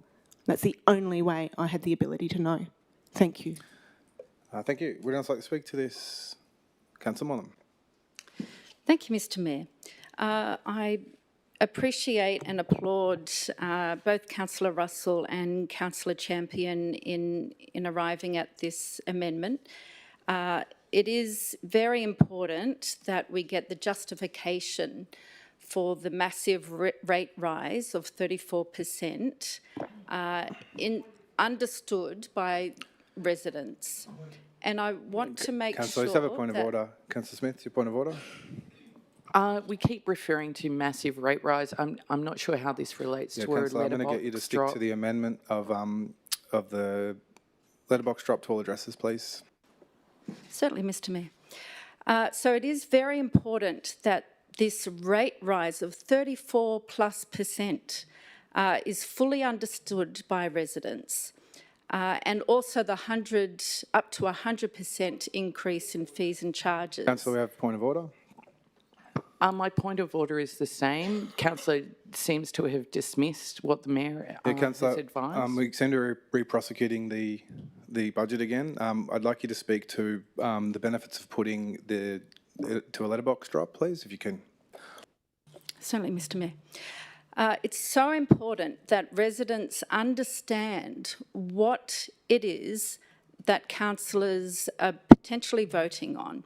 And that is the rate rise, the water rise, the sewer rise, the fees and charges rise. And to Councillor Russell's valid point, the most effective way to get that into the hands of all residents is by a simple letterbox drop in their letterboxes. Now, critically in this amendment, the business case, which to be clear, is the justification for this massive rate rise, is on public exhibition. Previously, it wasn't on public exhibition. So residents will be seeing the budget with a massive rate rise baked into it and not understand why. Councillor, I'm not going to call you out again. If you're going to not come to order, then we'll terminate. So you finished, or you want to keep going? Thank you, Mr Mayor. It's very important that residents are communicated to effectively on this rate rise and that the justification... We're going to move on. I'm going to move on. Would else like to speak to this? Okay, we'll now put this amendment. All those in favour? Councillor Champion, Councillor Duffy, Councillor Moylan. All those against? Councillor Duffy, Councillor Farrell, Councillor Foley, Councillor Kent, Councillor Smith, Councillor Fitzpatrick. Now, we are back at the original... We are back in the body of the original motion, and let's just get the words of the motion up now. From a previous amendment.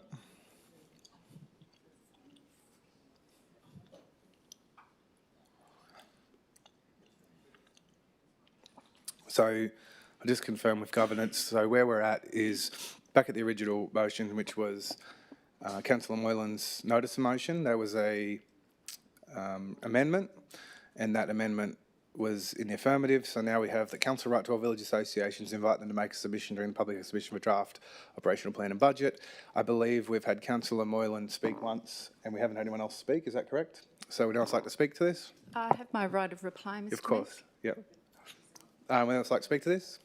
Okay, Councillor Moylan, would you like your right of reply? Thank you. Yes, certainly, Mr Mayor. No, only if no one else wants to speak. So if everyone doesn't want to speak, we can move on to the right of reply. Are we up to my notice of motion? No. Then So what's on the council I'll explain screen? again. We're back at Councillor Moylan's motion, the original one, except that it was changed by a amendment. So the words are that council right to the village associations before you there. I'm going to say, if anybody else would like to speak to this, you can. If no one else would like to speak, we can give Councillor Moylan her right of reply, and then following that, we'll go to the vote. So we have Councillor Duffy wanting to speak first.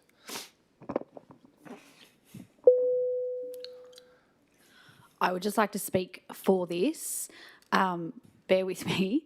I think we've gone right around trying to get bulk input from all of our residents, and I think coming back to this motion actually does, because our village associations know who are in the villages, know who to help, know who's vulnerable, and the risk with the previous amendments was that people would just get that and throw it in the bin, whereas I feel like our people in our community know who's vulnerable and know who to reach out to. So I feel like this motion gets the biggest reach. That's why I'm voting for this. Okay, thank you. Okay, we'll move on to... Yeah. May I ask a question? What motion are we actually looking at right So now? again, I'll just go through it one more time. We've had multiple amendments, which is why there's some confusion. So Councillor Moylan brought a notice of motion with original wording. That was then amended and in the affirmative.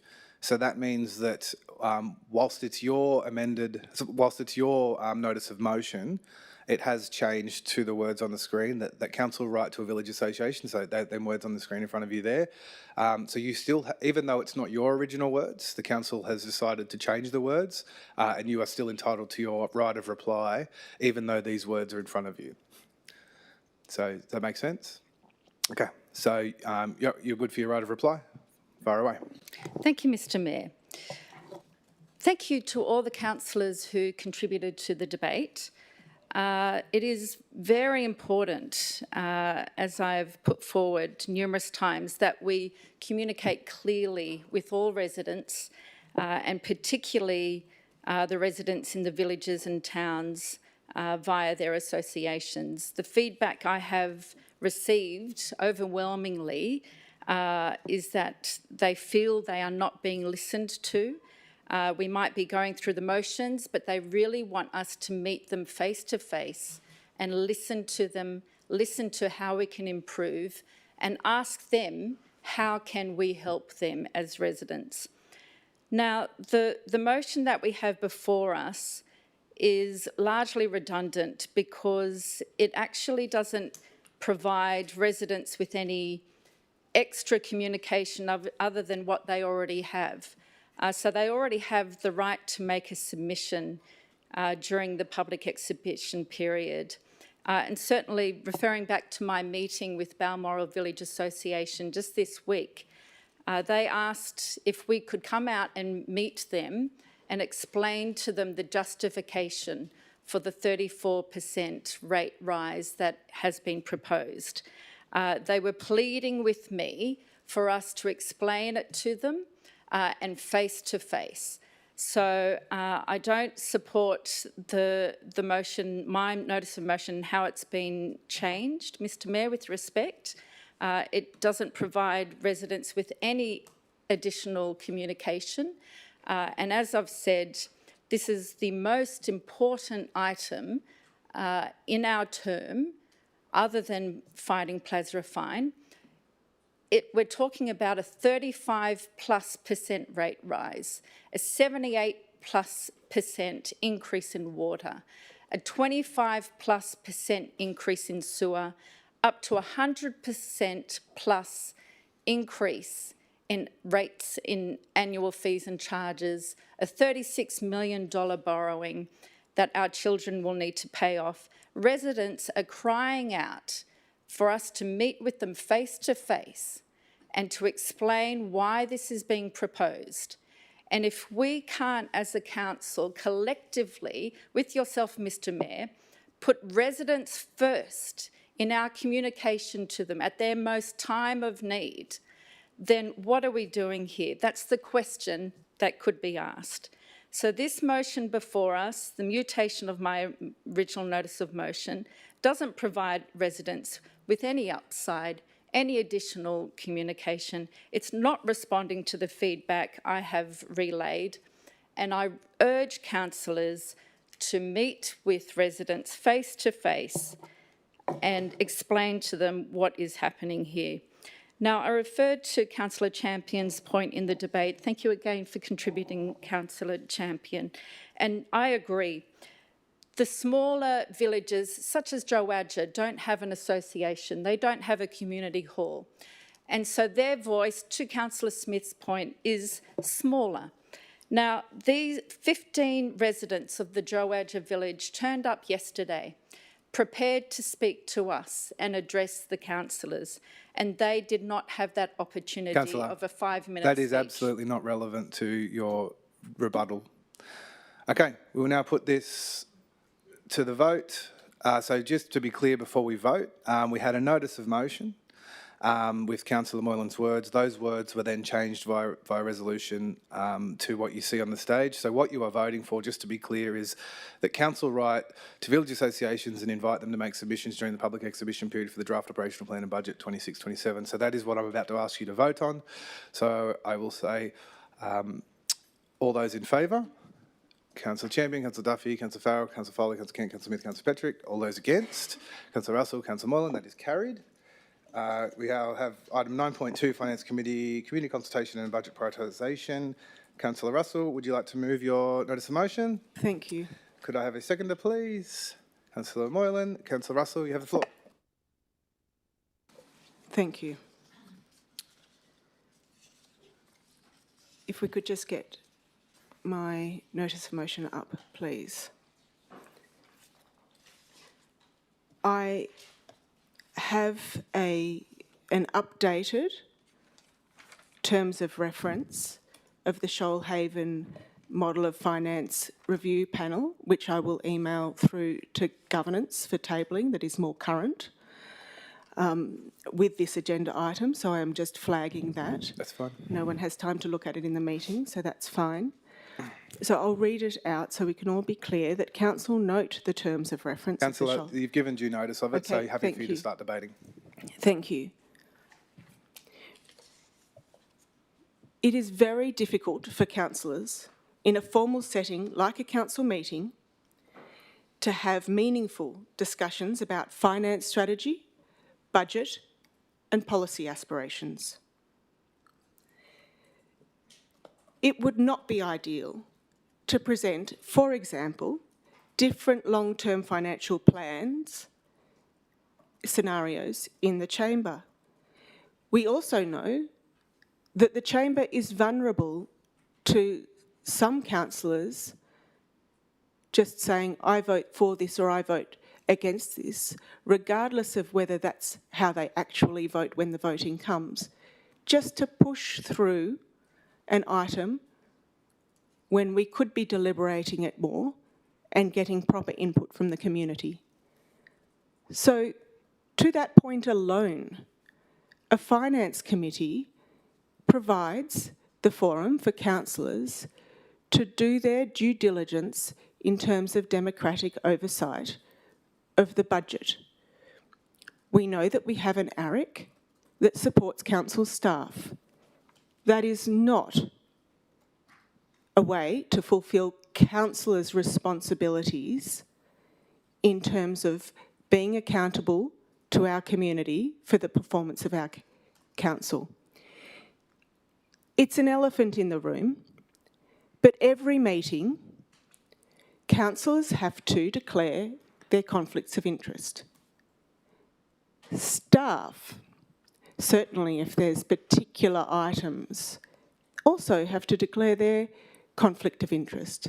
But generally, acknowledging that we all have blind spots, independent democratic oversight is essential to ensuring that we're addressing any perceived blind spots that management may have about their own budgets.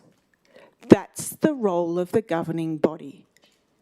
We have to fulfil and discharge our responsibilities under the Local Government Act.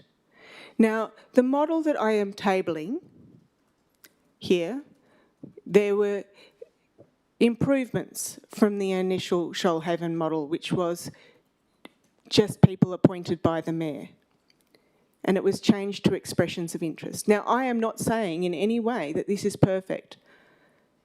In fact, I am asking the community to suggest what model they might help us develop to support us to discharge our duties in regards to the scrutiny of the finances.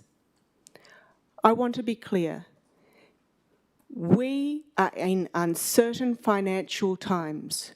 We want to be ensuring at every opportunity we ensure that we are getting the very best value for every dollar of ratepayer money, knowing that our ratepayers and residents on the ground are tightening their belts, redoing their family household budgets in ways that are really challenging.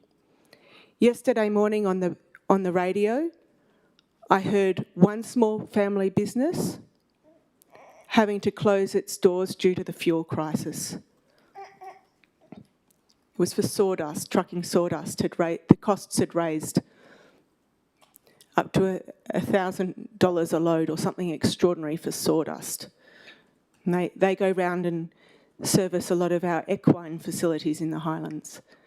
Now, he just said, look, I can't do it. We know that Penrose Mill has closed due to transport costs.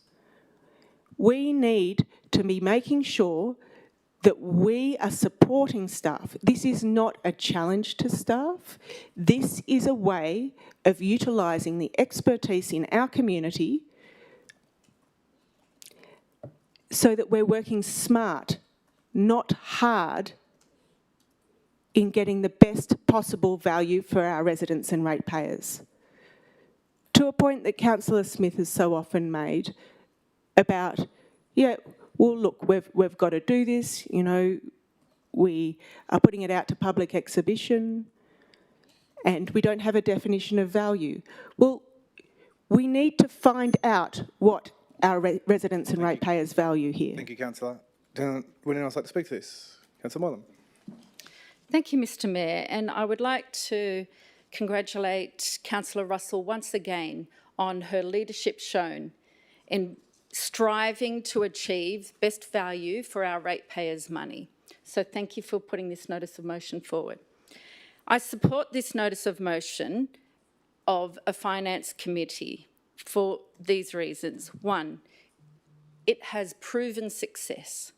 We have seen millions and millions of dollars saved in Shoalhaven with their finance committee. We have also seen proven success of this model in Wingecarribee Shire. And it was only yesterday that I heard on the radio 2ST, Graham Day, interviewing a former mayor, Mayor Duncan Gare, who said without a finance committee, a council cannot lead the community. Thirdly, with a finance committee, it's at arm's length from council. It is anti-intuitive for council staff, with respect, to review its own processes with the view to making cuts. So an independent, at arm's length, finance committee will always have value for our ratepayers' money at the forefront of their mind. Now, fourthly, the reason I particularly am attracted to this notice of motion is it's putting residents first. Councillor Russell, in point number 2, is inviting the community inviting them in consultation for the best way forward with this finance committee. So once again, I fully support this motion. I fully support striving for best value of ratepayers' money, and I fully support putting residents first. Thank you. Councillor Smith. Thank you. I'd like to speak against this notice of motion, and one of the key reasons, I note that Shoalhaven has been used as a model. My understanding is that Shoalhaven City Council had a deficit of $40.5 million in 2024, and that was reduced to $1.2 million in 2025, which is at the same time that a special rate variation of 12% was introduced. So I do not believe that it's the Finance Committee that had the impact on that bottom line. I think it was a special rate variation. And so I also am against this because, frankly, we have voted on this in May of last year. This was voted down. My reasons for voting against it, then I still have the same reasons. I think it's unnecessary. We employ very professional, specialised people within this organisation, and we have also paid independent experts to review our finances. I have confidence in that, and so I will be voting against it. Thank you. Okay, Councillor Champion, you flagged. Yep, go ahead. Thank you, Mr. Mayor. Excuse me. I want to start by saying that I think it would be highly inappropriate and misleading to our community if any councillor were to imply that bringing in a finance committee would make the more serious items on this meeting's agenda disappear. We owe it to the public to value their input and consultation, and we have a responsibility to be clear that our financial issues are structural and not superficial. Then I want to come to this motion itself. I can see that the aim is to improve budget scrutiny through community participation, which is a worthwhile goal. I also think looking at other councils and what they do can be a helpful way of exploring effective governance models, but I cannot support a motion that points to Shoalhaven Council as a best practice exemplar. Shoalhaven is currently dealing with its own serious financial sustainability issues, as Councillor Smith pointed out, including an independently identified unsustainable position and asset sales and emergency cost-cutting measures. Their finance committee is an emergency measure, and so far we don't have the evidence that that has been effective. So I want to say it again, this is not a silver bullet, and I don't think we should be implying it is one. Last time Councillor Russell proposed a finance committee, I supported it. We pointed out that that was discussed in May last year because we were looking at finding the right model. I support strong financial scrutiny, especially in light of our current long-term sustainability challenges, but this motion is not the right model. With just 2 voting councillors on the committee and 5 community members, it concentrates budget deliberation within a smaller subgroup of councillors and appointed community members, effectively creating an unelected power structure. Let's be honest, budgeting is political. Financial decisions are about competing priorities, and we have a mechanism in place which is designed to fairly represent the competing priorities of the population of our shire, and it's this group of people here who have been elected. Financial stewardship is a core responsibility of every elected councillor, and as we're not specialists, we have a statutory body legislated to give us expert advice, assess risk and provide assurance, and that's the ARIC. I don't believe we should be creating a third body to replicate that work. On the other hand, I believe that on an issue as important as a possible rate rise, which we are approaching a discussion of, the community should have the best possible consultation process. Consulting with 5 people from the community is no substitute for genuine broad community engagement. We shouldn't be using a bad model imported from a struggling council, and we should be much more ambitious in how we approach democratic input. We have already begun to dip our toes in the water with this process, with the citizens panel that was held in February. And I really do deeply believe that we now have an opportunity to take that process further. So I would like to propose an amendment to this motion. Apologies, I didn't send this text through. Hopefully you can catch up with me verbally. That the General Manager establish and convene a community financial sustainability panel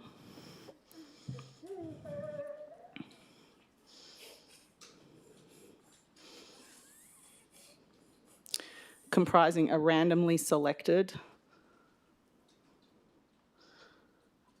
and demographically representative group of residents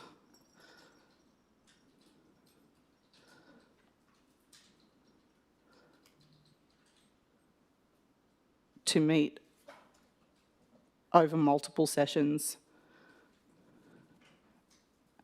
and provide formal recommendations to Council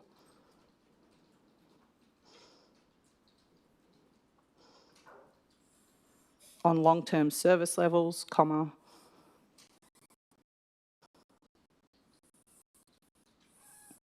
financial sustainability scenarios,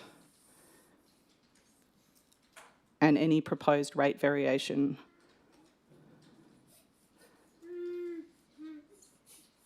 as part of consultation on the long-term financial plan. Okay, got your words there. Thank you. Could we get a seconder for this, please? Sorry, I'd like to speak to a misrepresentation or misunderstanding. Sure, go ahead. So Councillor Russell said that... Your Councillor Russell. Councillor Champion suggested that it forms a power structure or an elite group if we were to anyway consider the Shoalhaven model. And if Councillor Champion had read the tabled document, she would understand that the Shoalhaven Finance Committee terms of reference is merely to provide advice, informed advice to council. There is no decision-making within it. It is just advice on project management, Thanks, Councillor. potential efficiencies. There's no power. I believe that's just a difference of opinion. I don't think you've been misrepresented. I just think Councillor has a different opinion to you.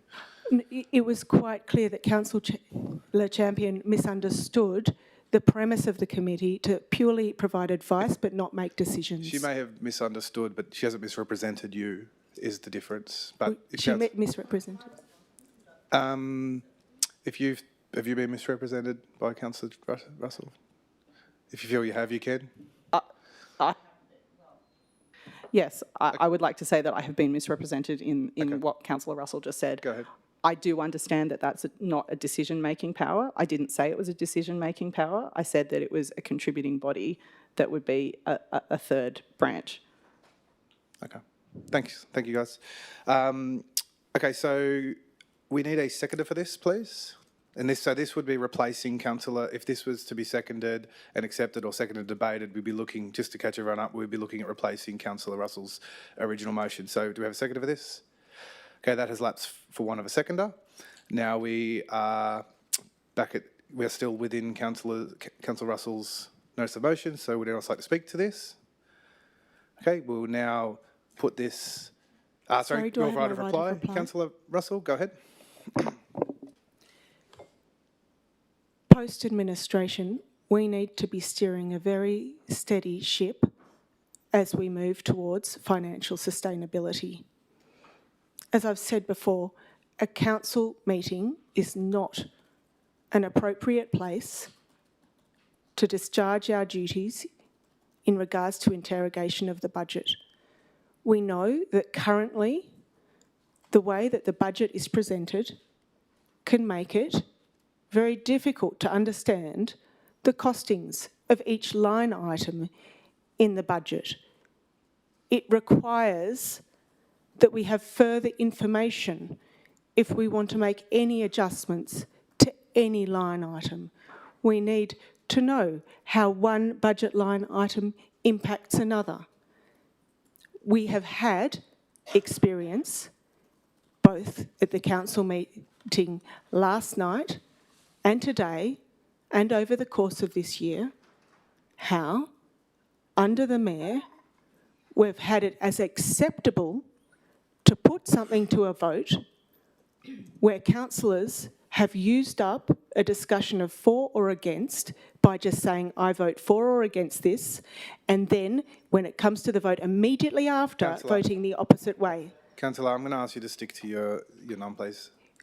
It means that if all councillors are going to have the input that they require to have to represent their community, then we need another structure that is not vulnerable to the vagaries of, shall I say, political expediency when it comes to decision making.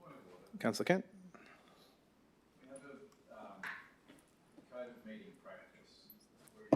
Sorry, go ahead. Yep. We have a code of meeting practice. We've been adhering to the code of meeting practice to imply political expediency or whatever. That's rubbish. We've got a code of meeting practice. We're using it. The councillors in the room. So that's it. I'll uphold that decision. Continue, please, Councillor. I tabled the Shoalhaven terms of reference because I have spoken to quite a number of the members, 4 in total of the Shoalhaven Finance Committee, because I don't just get one perspective in anything. I always seek many and varied perspectives. Point of order, Mr Mayor. Yes, Councillor Malone. Referring back to Councillor Kent's comment that what Councillor Russell was saying was, I quote, rubbish, unquote. Earlier in this meeting yesterday, Councillor Kent also referred to Councillor Russell rant. Okay. I do request that Councillor Kent be asked to apologise to Councillor Russell. This is bringing Councillor into Councillor, disrepute. you're sort of wanting to take you're asking to take the emotive language out of it, is that correct? To be clear, Mr Mayor, I'm asking Councillor Kent to apologise Okay, and withdraw his offensive comments directed at Councillor Russell. Councillor Kent, would you like to apologise? Can I explain before I give my answer? There was no question asked, so... Okay, no. Okay, thank you. Councillor Russell, continue on, please. Thank you. To be clear, in the advice I have had from the members of the Shoalhaven Finance Committee,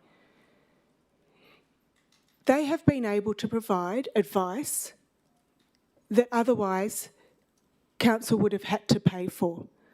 If we had, to Councillor Champion's point, if we had adopted a finance committee when I first understood that we were facing financial challenges when I looked at the budget in April of last year, and in fact I was aware of them before that, as I noticed increasing deficit for each year of administration, then we may not have had to spend $152,000 or $3,000 on the services of AEC.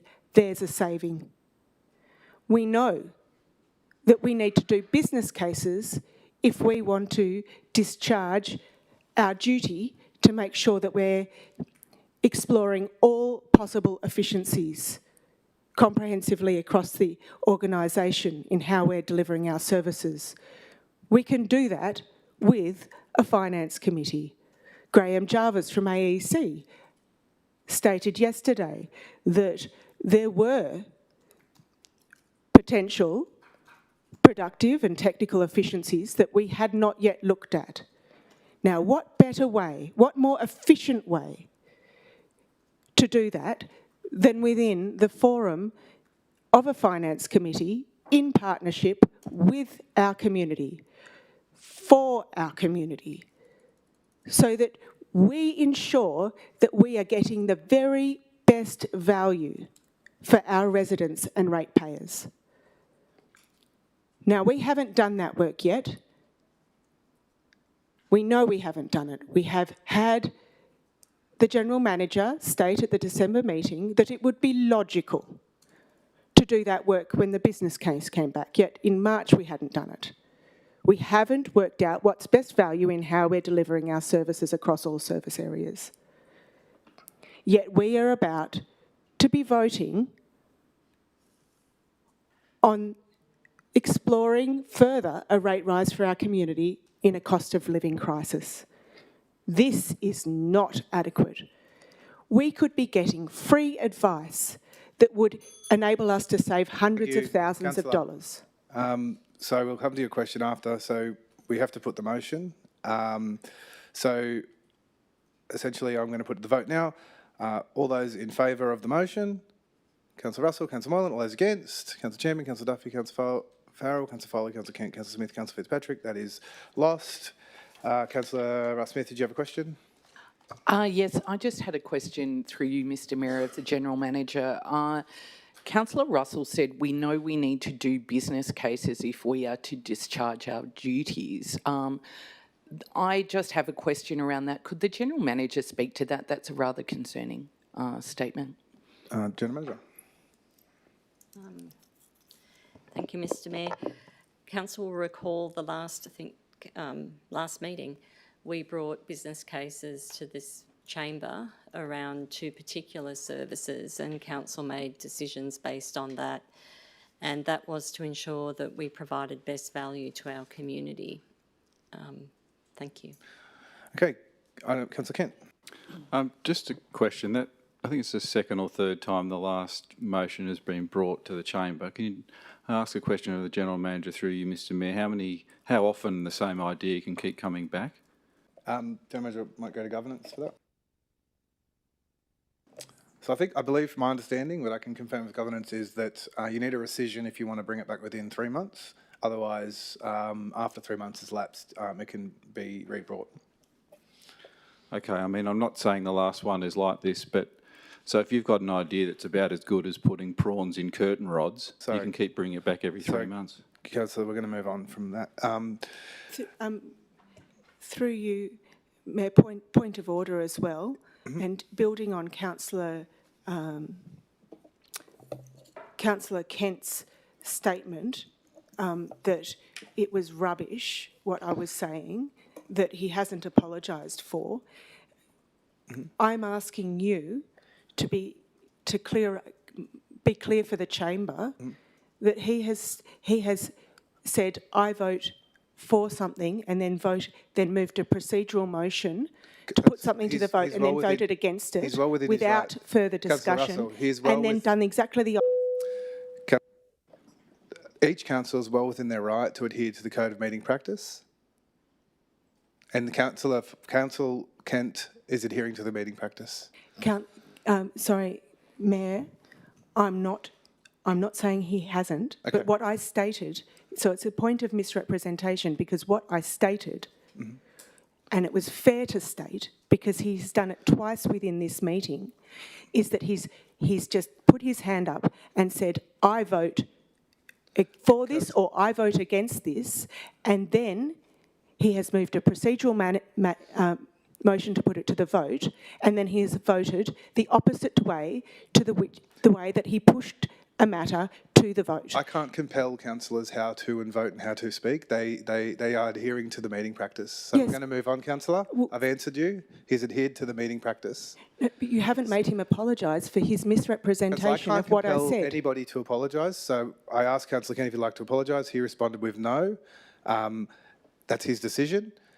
Now we're going to move on to item 9.3, fuel cost. Yes, Councillor Moylan. Point of disorder on Councillor Kent. Councillor Kent has referred to Councillor Russell's motion as good as prawns on a curtain rod. And I'm sorry. He has Councillor also Kent, referred... 2 seconds, Councillor Kent. We're just going to hear out Councillor Moylan. And I did... sorry, if I may Keep going. speak to my point of disorder. Councillor Kent has also referred to Councillor Russell yesterday as laughable. Councillor Kent has also referred to Councillor Russell yesterday when she was talking as a rant. Councillor Kent has also offended Councillor Russell again today, twice. So you are right, Mr Mayor, that Councillor Kent is obliged to the Code of Meeting Practice. He's also obliged to adhere to the Code of Conduct, and he's also obliged to adhere to the Work Health Safety Act, and he's also obliged to hold himself as a respectable councillor and to treat other councillors with the utmost of respect and be a leader of this community. And I ask Mr Mayor once again for you to ask Councillor Kent to withdraw all his comments of offence to Councillor Russell and promptly apologise. Thank you, Councillor. So what I'm going to do is I'm going to uphold your point of order on the emotive language and the use of speaking out of turn. And following that, I'm going to ask Councillor Kent, would you like to withdraw and apologise? No, I'd like to go back to my point of order, please. Okay, so you're saying no to that, and now you have a point of order? Go ahead. I've been misrepresented by Councillor Moylan.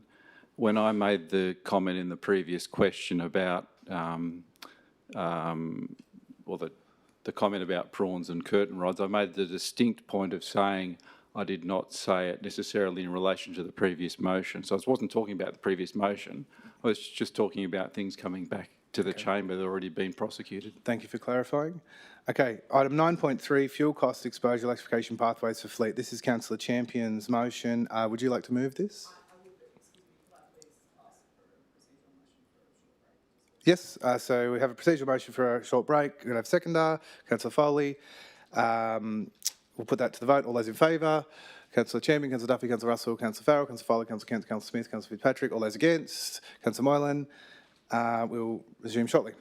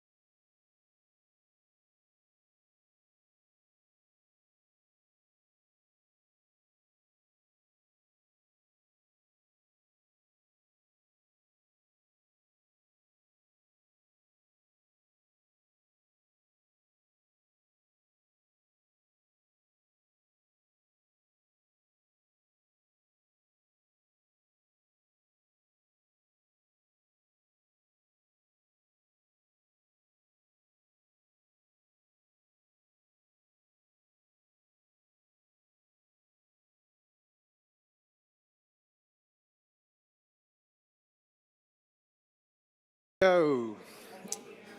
Councillor Farrell. Okay, we'll reconvene at 11:40. Councillor Champion, are you moving your original notice of motion, or have we I would like to move it with a change, please. Okay. And we're gonna bring that up on screen. Yes, I've just spoken to governance and we've got, should have the text on the screen. Could you please, before you debate it, do you mind explaining to me the material, the changes of what was and what is, just so I can get my head around it, if that's okay? Yes, yeah, absolutely. So I did also send this through via email, but very happy to do that verbally. Because I put in a notice of motion, this is regarding the the electrification of our fleet and our exposure to fuel prices at the moment. The changes are a response to the report that staff added into the business papers, which were quite extensive, and responded to my request for a report. So essentially that report has already been provided, so to ask for a report is redundant. I've spoken to the directors about how to word this differently. In the report, there were some proposed targets, which is what I was asking for in my notice of motion. And instead of asking for those targets again, I have put them into these changes in order to note them and embed them within the operational plan. And then there are some areas that would require a little bit more time for staff to pull together in a report that we don't already have. So point 4 is a request for a further report along those lines. So essentially, these targets exist. You're just wanting to embed them more into our operation, Correct. highlight them a bit more. The targets have been proposed in the report as that was a response to the business papers. Okay, yes. sweet. All right, is everyone cool on that? Yep. Yeah. Okay, can we get a seconder for that, please? Councillor Foley, Councillor Moylan, sorry, Councillor Champion, far away. Thank you. Firstly, I do want to thank staff and particularly the Director of Service and Project Delivery for responding so quickly, and your team for responding so quickly and transparently to my original notice of motion. The response is thoughtful, it's practical and very helpful, so I really do appreciate that the work that's gone into it. I also want to acknowledge the progress that's already been made in this area. In just 12 months, the proportion of hybrid and battery electric vehicles in our light fleet has increased from 13% to 29%. That shows we're moving in the right direction and we are already taking action on our commitments, which is really great to see. As I explained, because staff have already addressed the reporting component of my original motion, I've moved this motion with a change so that we can build directly on that work and maintain momentum. No one here, or inside or outside the chamber, needs reminding that we are facing a fuel crisis right now. The price of diesel in particular is absolutely killing people at the pump, and the implications for council and our operations are serious. The intention of my motion here is to draw a connection between our commitments to reduce carbon emissions and pollution and to accelerate our progress towards electrification of our fleet in order to reduce our exposure to fuel costs. So the intention here is a bit of a win-win. Right now, moving away from fuel dependency is about those three things. It's pollution reduction, fuel efficiency, and it's also budget control and resilience and our ability to plan for the future. So council is clearly exposed to forces outside our control. Staff have identified in the report that I mentioned a $778,000 in direct fuel cost exposure with a broader $3.8 million operating risk. So that's significant and possibly an ongoing pressure on our budget. The more dependent we remain on external fuel markets, the less control we have over our own financial future. I am not putting forward this proposal as a silver bullet or as a quick and easy way to fix that, but I do think it is a responsible choice to be making right now to look at pathways away from fuel dependency. So improving the efficiency of our fleet, progressively transitioning where it's practical, it's one way we can take back a little bit of our control. It's about energy resilience, better management of our own resources, and protecting council's budget from external shocks. It's also about council leading by example in the transition that's already underway within our council and across other sectors. Importantly, I think this isn't theoretical or out of reach. Other regional councils are also already demonstrating what's possible. For example, as Mr. White pointed out in the public forum yesterday, Mildura Rural Council has already set clear targets for transitioning its fleet, and it's actively investing in the infrastructure needed to support that change. The fact that that's being done in a regional context with similar operating issues to us, I think is really gives us optimism for, to look at our own constraints. So we know this is doable. The question isn't whether or not it's possible, it's how do we think about a way that is staged, that's sensible and aligned with our operational needs. If we get this right, if we do accelerate our electrification of our fleet for over the longer term, we can reduce costs over time, improve our budget certainty, and continue reducing emissions in line with Council's adopted commitments. So that's a rare alignment of good financial management, operational efficiency, and environmental responsibility.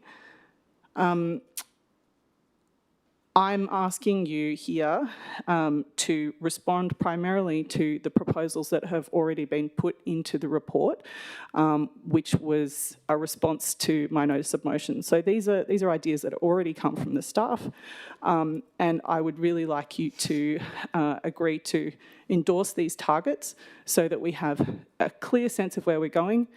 I'd like you to endorse them going into the operational plan so that we have transparency and a clear line of reporting so that we can hear about how it's going as we progress.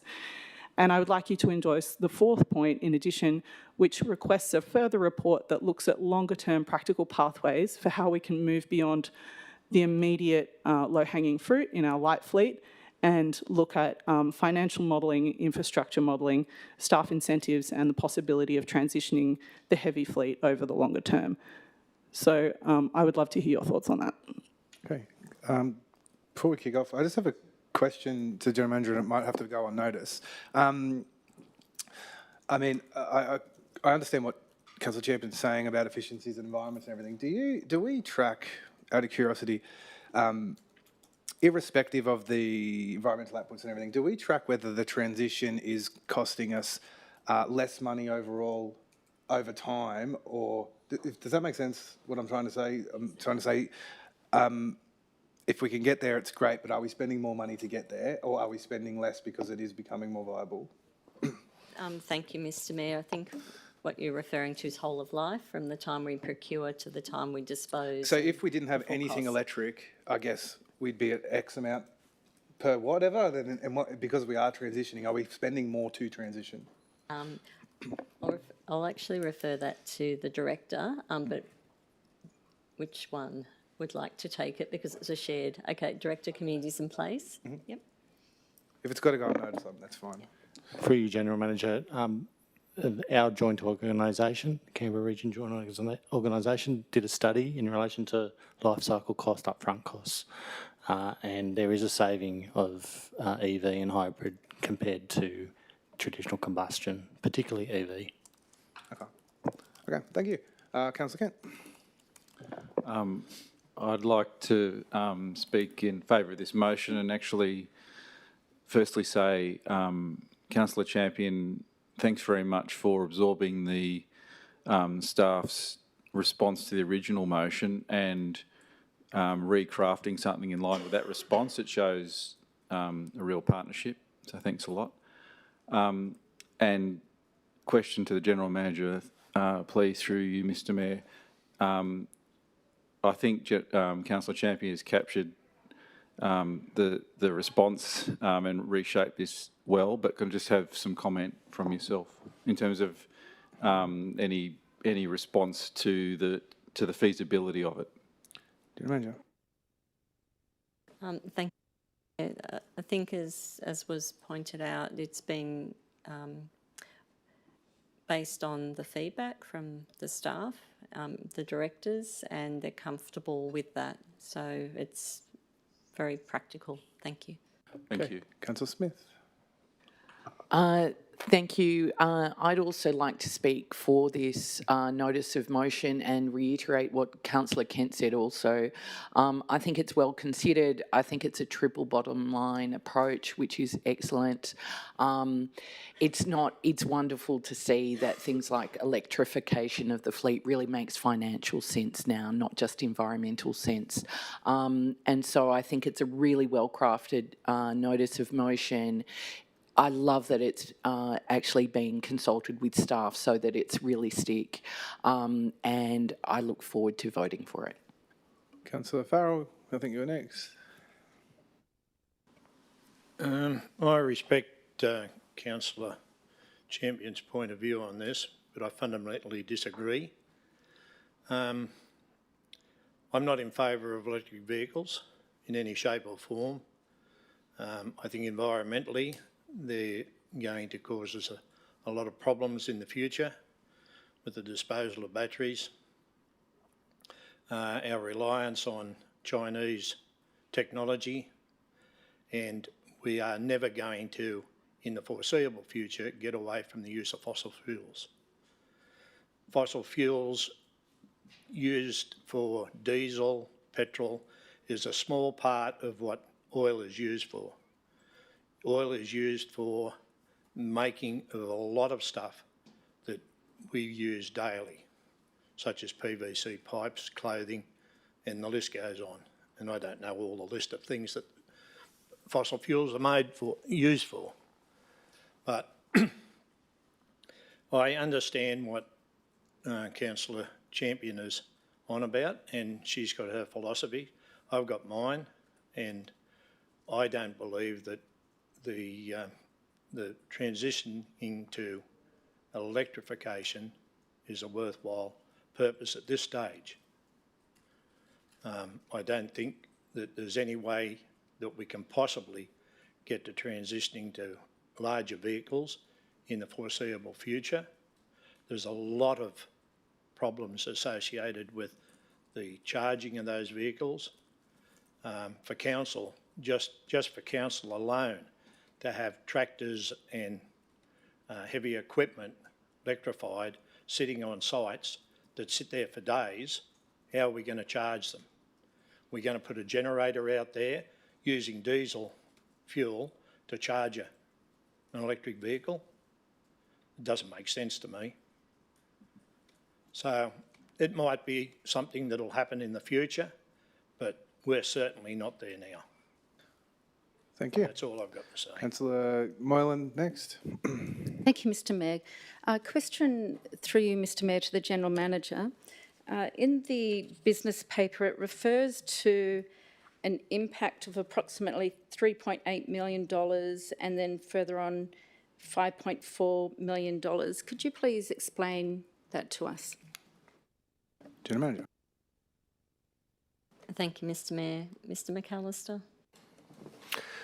Through you, General Manager. As part of preparing the budget and for 26-27, when it was initially put together and worked through, it was done based upon a business case or a position in the world and the environment prior to the current fuel pricing. Okay, so instead of going back and rejigging all of that, we've presented it at a point in time. We now know that fuel is costing more. What it is going to cost in a week, we don't know. What it is going to cost in 6 months, we don't know. I think what we do know is it's not going to go back to what it was costing when the budget was put together in December and January. So as part of the budget prep for next year, we have prepared in the view of preparing scenarios around, well, what if fuel, right, was going to be 20% or 40% higher than what was budgeted within it, and then what changes we would need to make through the normal quarterly budget update process to actually account for those costs, to ensure that we're still continuing to deliver those core services that community needs. Thank you. Someone? Thank you, Mr Mayor. Thank you, Mr McAllister, for that answer. Could I just get a higher level response? Are these figures that we're looking at, 3.8 million and 5.4 million, the estimated cost to get to the point where we're making savings? Can you elaborate on that, please? General Manager. Thank you, Mr Mayor. Mr Kuczmanowski. Thank you. Just to elaborate, this is the position relating to fuel crisis. So what we did was we did a risk analysis on what the potential impacts on next year's budget were going to be. There was a part of the this motion that requested what the impact on fuel prices were going to be, and I guess this energy crisis. So did an analysis looking at risks associated with potential revenue and also costs on both capital and operating that may impact the budget. Don't have a crystal ball. We don't know how long these things are going to go. So we did a risk analysis to determine what a potential impact may be on council's operating budget and capital budget, noting that we do a lot of work on we do a lot of work in that space based on fuels, and it's not just that, it's materials as well. There are impacts as well. So it's purely a risk analysis to say, hey, that there will be an impact if this continues. Okay, Councillor Russell. Through you, Mayor, to the General Manager, why have we done a risk analysis on this and not a risk analysis on not doing a business case on what's best value for ratepayers in how services are delivered? General Manager. No, I'll take it on notice, thanks. Okay. Councillor Duffy. Thank you, Mr Mayor. I would just like to speak. I'm supportive of this in principle, but I do concur with Councillor Farrell. Exploring fuel efficiency pathways for our fleet is sensible. However, it's really important that we approach this with a clear focus on it being fit for purpose. Our fleet isn't one size fits all. We have a wide range of vehicles and plant that operate in very different conditions across our diverse shire, and not all of them are suitable for electrification. It's critical that we look at the full life cycle cost of electrification, not just the purchase price of vehicles. That includes the price of charging infrastructure, grid capacity, life cycle costs, and any operational limitations given the size of our shire. There's a risk that if we don't take a whole of life, a whole of system approach, we end up with solutions that look good on paper but don't perform in practice and end up costing us more. So yeah, I support the intent here, but the key is ensuring any transition is practical, staged and genuinely fit for purpose for our unique operations at Wingecarribee. Thank you. Councillor Russell. I would like to take this opportunity to talk about the principles of governance behind our decision making and use this particular agenda item as a case study. In regards to, I can do this. This is talking about the principles that we're applying to decision making, Mr Mayor. Councillor, I'm going to need you to speak directly to the motion, so Thank start you. and we'll see how it goes. Thank Yes.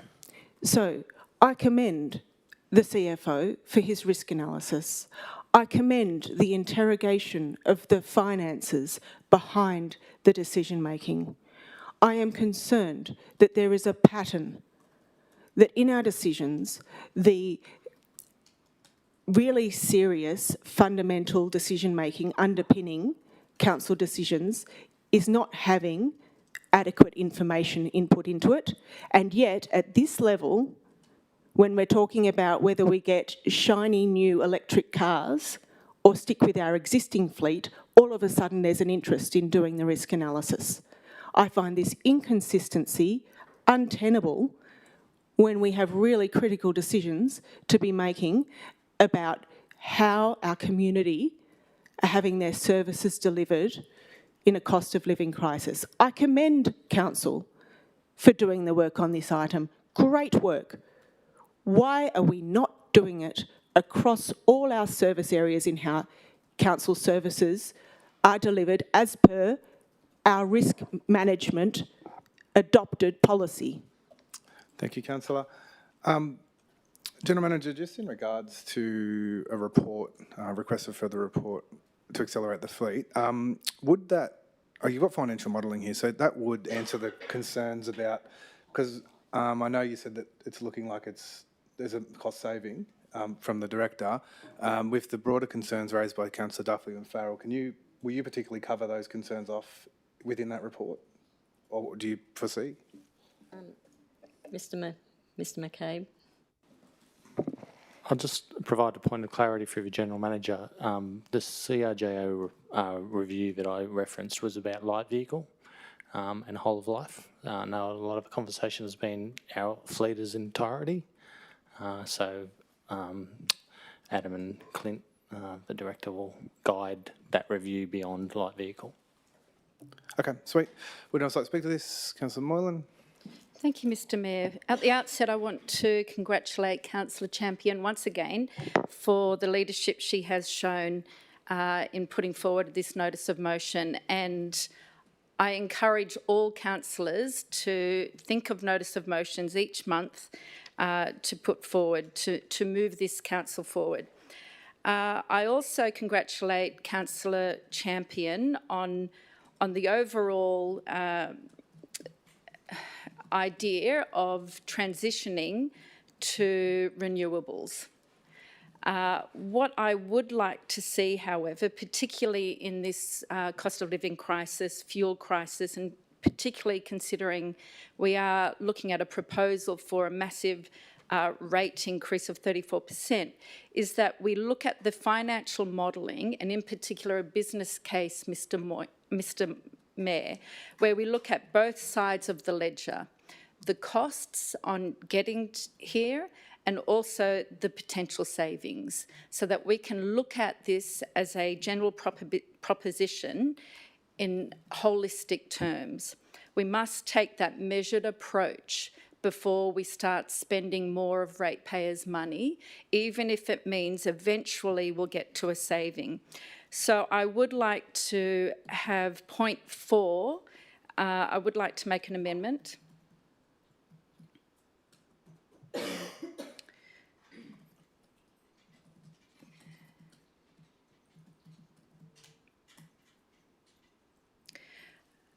So in point 4, so after financial modelling, comma, a business case indicating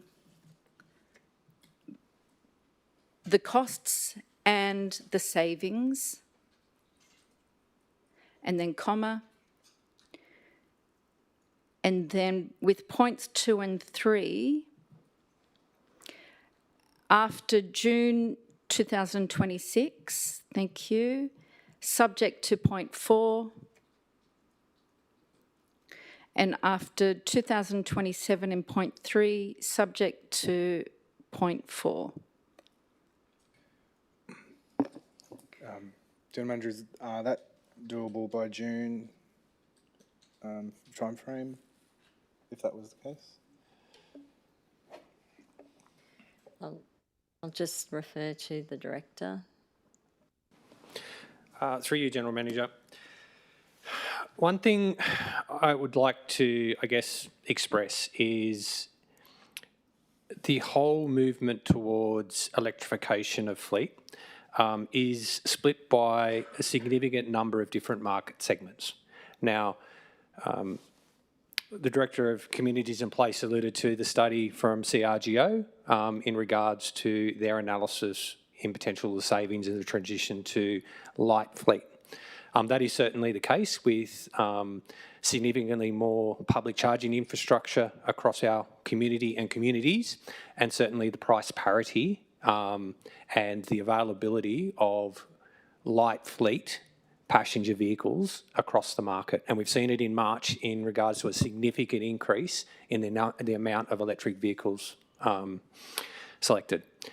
My issue with a single business case in August is that it will be at a point in time. The different market segments will progress at different rates, and when we're talking about key segments for ourselves and picking up on some of Councillor Farrell's resistance to this, and he's right, particularly some of the large fleet, when we're talking about trucks and we're talking about a lot of our plant, the market is just not mature to a point where it is commercially viable or sensible to do it. So by doing a holistic business case at a point in time, to me just does not make sense. This is something that our fleet team does on a daily basis every time an opportunity comes up to replace a vehicle. They actually look at what is commercially available, both from an electric perspective, but also from a traditional ICE engine. They look at the whole of life costs, the impact to operations, and whether it is actually practical and feasible to actually transition to it. Thank you. Okay, so I guess, General Manager, if it is resolved this way, I guess to my question, is that enough time frame to get it done? Through Mr Mayor, I think what Mr McAllister's saying, if it's a holistic fleet approach, it's not practical. Okay. Okay. Can I get a seconder for this, please? Councillor Russell. Councillor Champion, do you accept this? No. Okay, Councillor Moylan, far away. Thank you, Mr Mayor. I beg to differ with Mr McAllister. I'm very confident that a business case can be produced with appropriate assumptions. And certainly financial modelling often deals with volatile market prices. But I go more broadly, it is critical that councillors have before them a full business case with both sides of the ledger presented to them when spending millions of dollars of ratepayers' money. And whilst I fully support this transition, I support value for ratepayers' money more, and I support good governance more. So I would like to see a business case with the costs on one side and the potential savings on the other, and the assumptions of the various fuel and volatile pricing underneath, so that councillors can see before them in one simple document the overall business case that is being put forward to us. Particularly at a time, as we've acknowledged, when we're looking at a massive rate rise of 34% for ratepayers. So we had a point of order. Councillor Kent.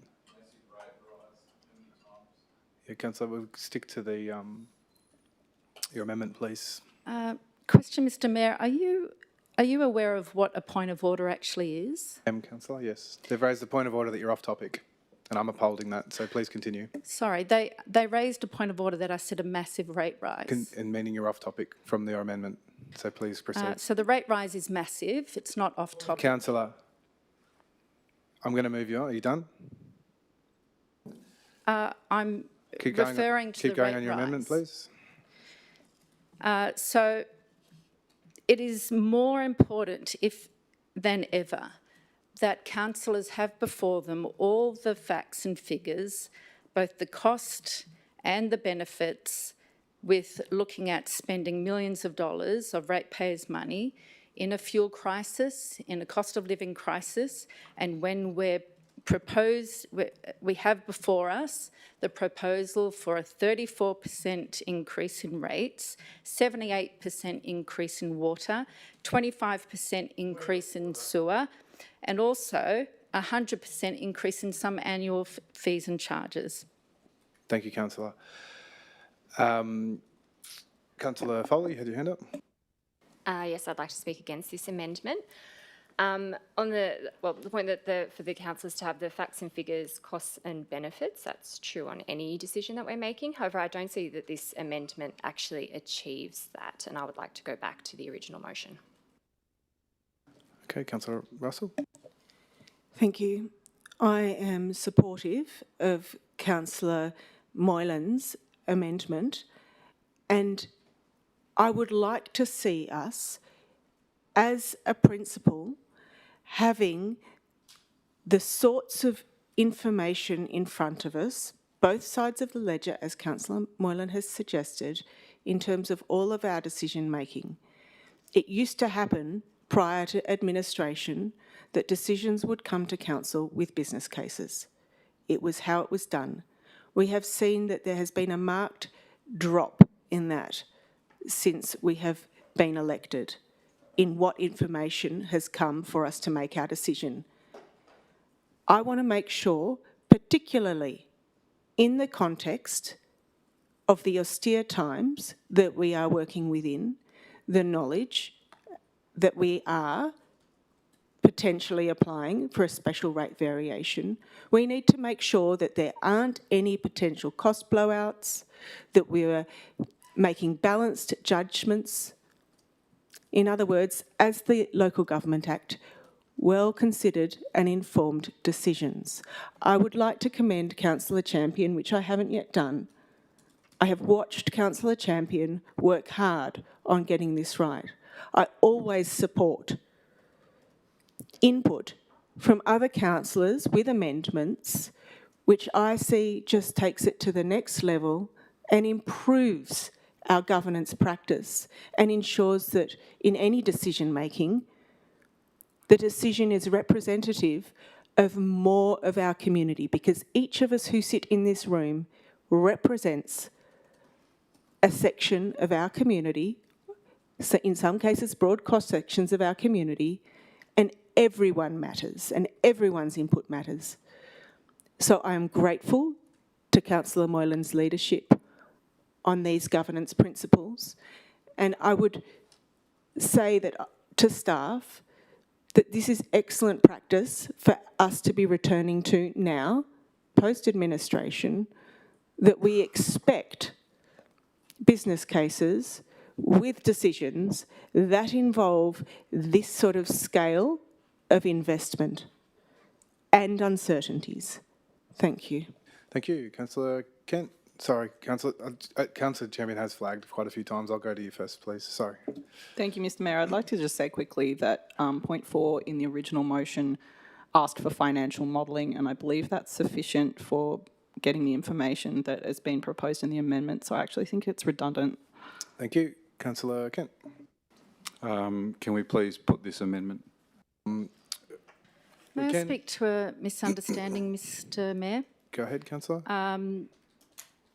Responding to Councillor Champion's comment then, the point of this is not only the business case, but also to have the business case before we include the targets in the operational plan, so that councillors understand the cost impact of this on the way to making a saving before we commit to a target.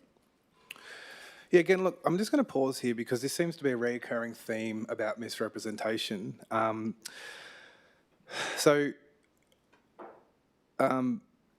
don't think that Councillor Champion misrepresented you. I believe it's Councillor Champion's opinion that she doesn't need a business case because the financial modelling will cover it off. So I just want to make it really clear, Councillor, I know that that representations can be a bit vague, but in this instance, I just don't believe that you've been misrepresented. I just believe that Councillor Champion has a difference of opinion to you. So it happens quite regularly in the council meeting. So I just want to use this as an example of when misrepresentation is raised, and I truly do not believe it's a misrepresentation. I just want to make that clear. I do believe it's a difference of opinion. So we'll move on from there. Would anyone else like to speak from this? Oh, sorry, previously. So again, to slow it down a bit, we are first voting to put this amendment, then we have to then vote for the amendment. So all those in favour of putting the amendment, Councillor Champion, Councillor Duffy, Councillor Russell. Sorry, I need a seconder first. Got to grab Councillor Foley. We're putting the amendment, and then we have to. So, look, I'll just explain what happens again. When 2 for have spoken and 2 against have spoken to any amendment, to any motion, if a councillor indicates that they would like to put the motion, that means vote on the motion, everything must cease, and we first have to agree that we want to put the motion, then we have to vote on the actual motion. So when I say putting the motion, it's putting it to the vote. Then the secondary element to that is actually voting on the motion or the amendment. So this first vote now is, do you agree to vote on it? On the amendment, yes. Do you agree to vote? So the debating will finish and we will vote for it. That's what you're voting for now. Yeah. Whether to put this amendment in, go ahead. No.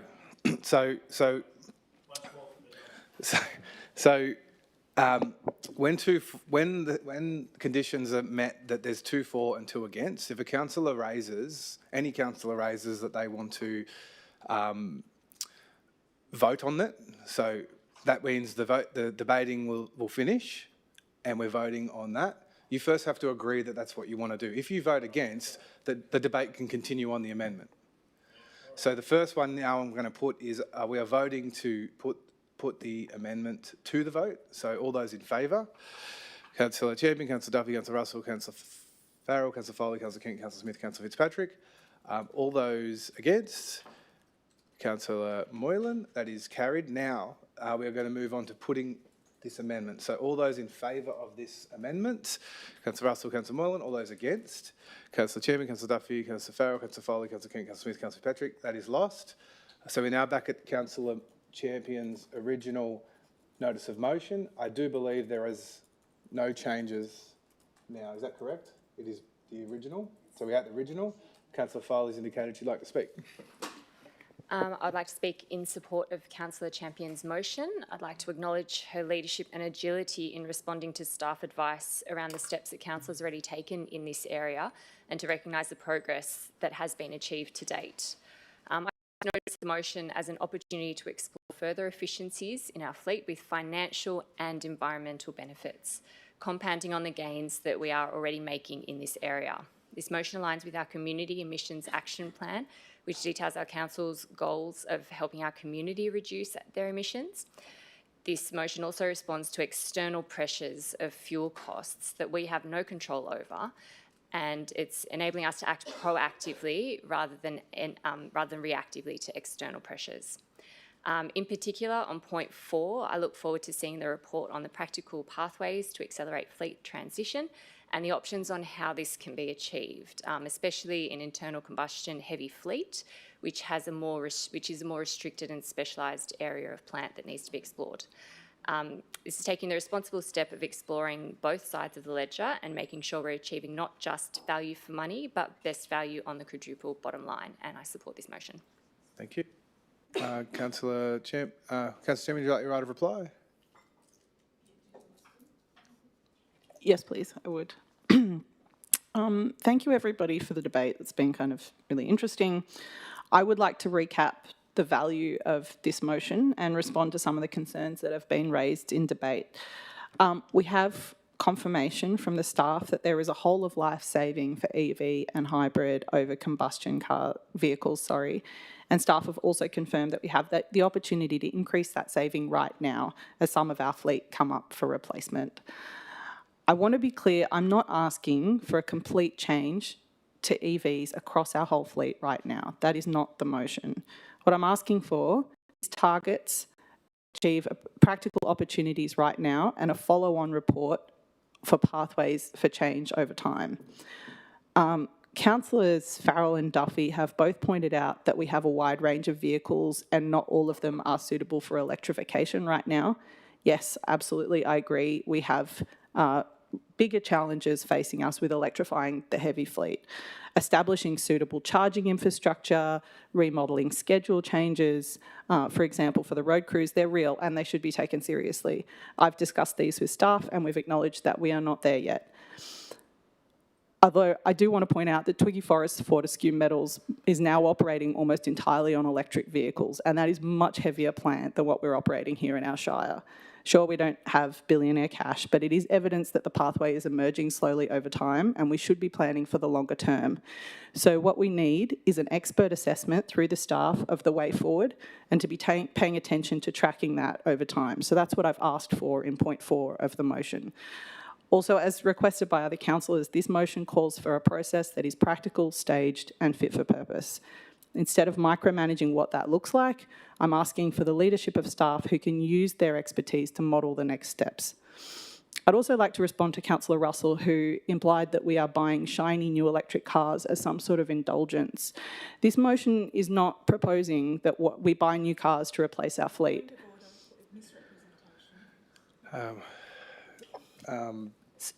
Sorry, my misrepresentation. Just a second. Yes.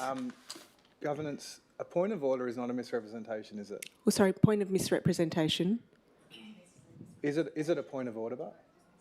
So then if it's a misrepresentation, we can't cut off the speaker? The speaker needs to finish and then we go to the misrepresentation?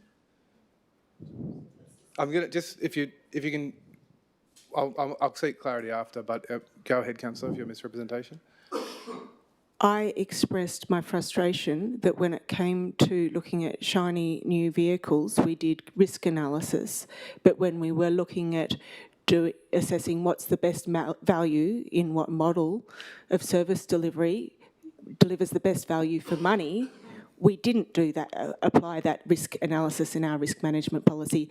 I was not talking about the fact that we'd done it here, but it's that the shiny new vehicles got attention and then the fundamentals of value for rates in service delivery didn't. Thank you, Councillor. So what I'll do is I'll confirm with governance after this meeting, and I'll send everyone an email around this, because we do get a lot of points of order raised for a misrepresentation, and I don't believe that's a point of order. It can still be heard, it can still be raised, but I think we have to allow the person to finish speaking.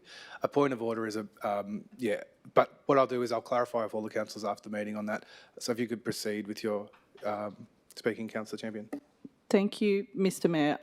Look, allow me to just respond to the point about whether or not this is an indulgence, regardless of who raised that or in what context.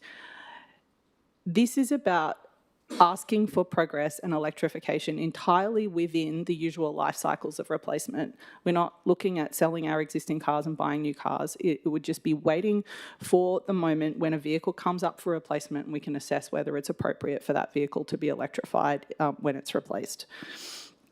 So let's go back to the value of the motion. As discussed, it supports a rare quadruple bottom line.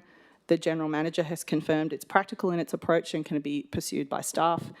And of course, as a Green, it would be disingenuous of me not to talk about the impacts that we can make on the climate. It is a small impact. I'm not delusional about this, but it is one that matters. It's one we can benefit from, and it's one that's achievable. And none of us can do it all, but we can do our part. There is no better time for us to tackle this opportunity than right now. I ask you all to vote in favour of this motion for the sake of the planet and for our budget. Thank you. I'll now put this motion. All those in favour? Councillor Champion, Councillor Duffy, Councillor Russell, Councillor Foley, Councillor Kent, Councillor Smith, Councillor Fitzpatrick. All those against? Councillor Moylan and Councillor Farrell. That is carried. And that concludes the meeting, closing at 12:22.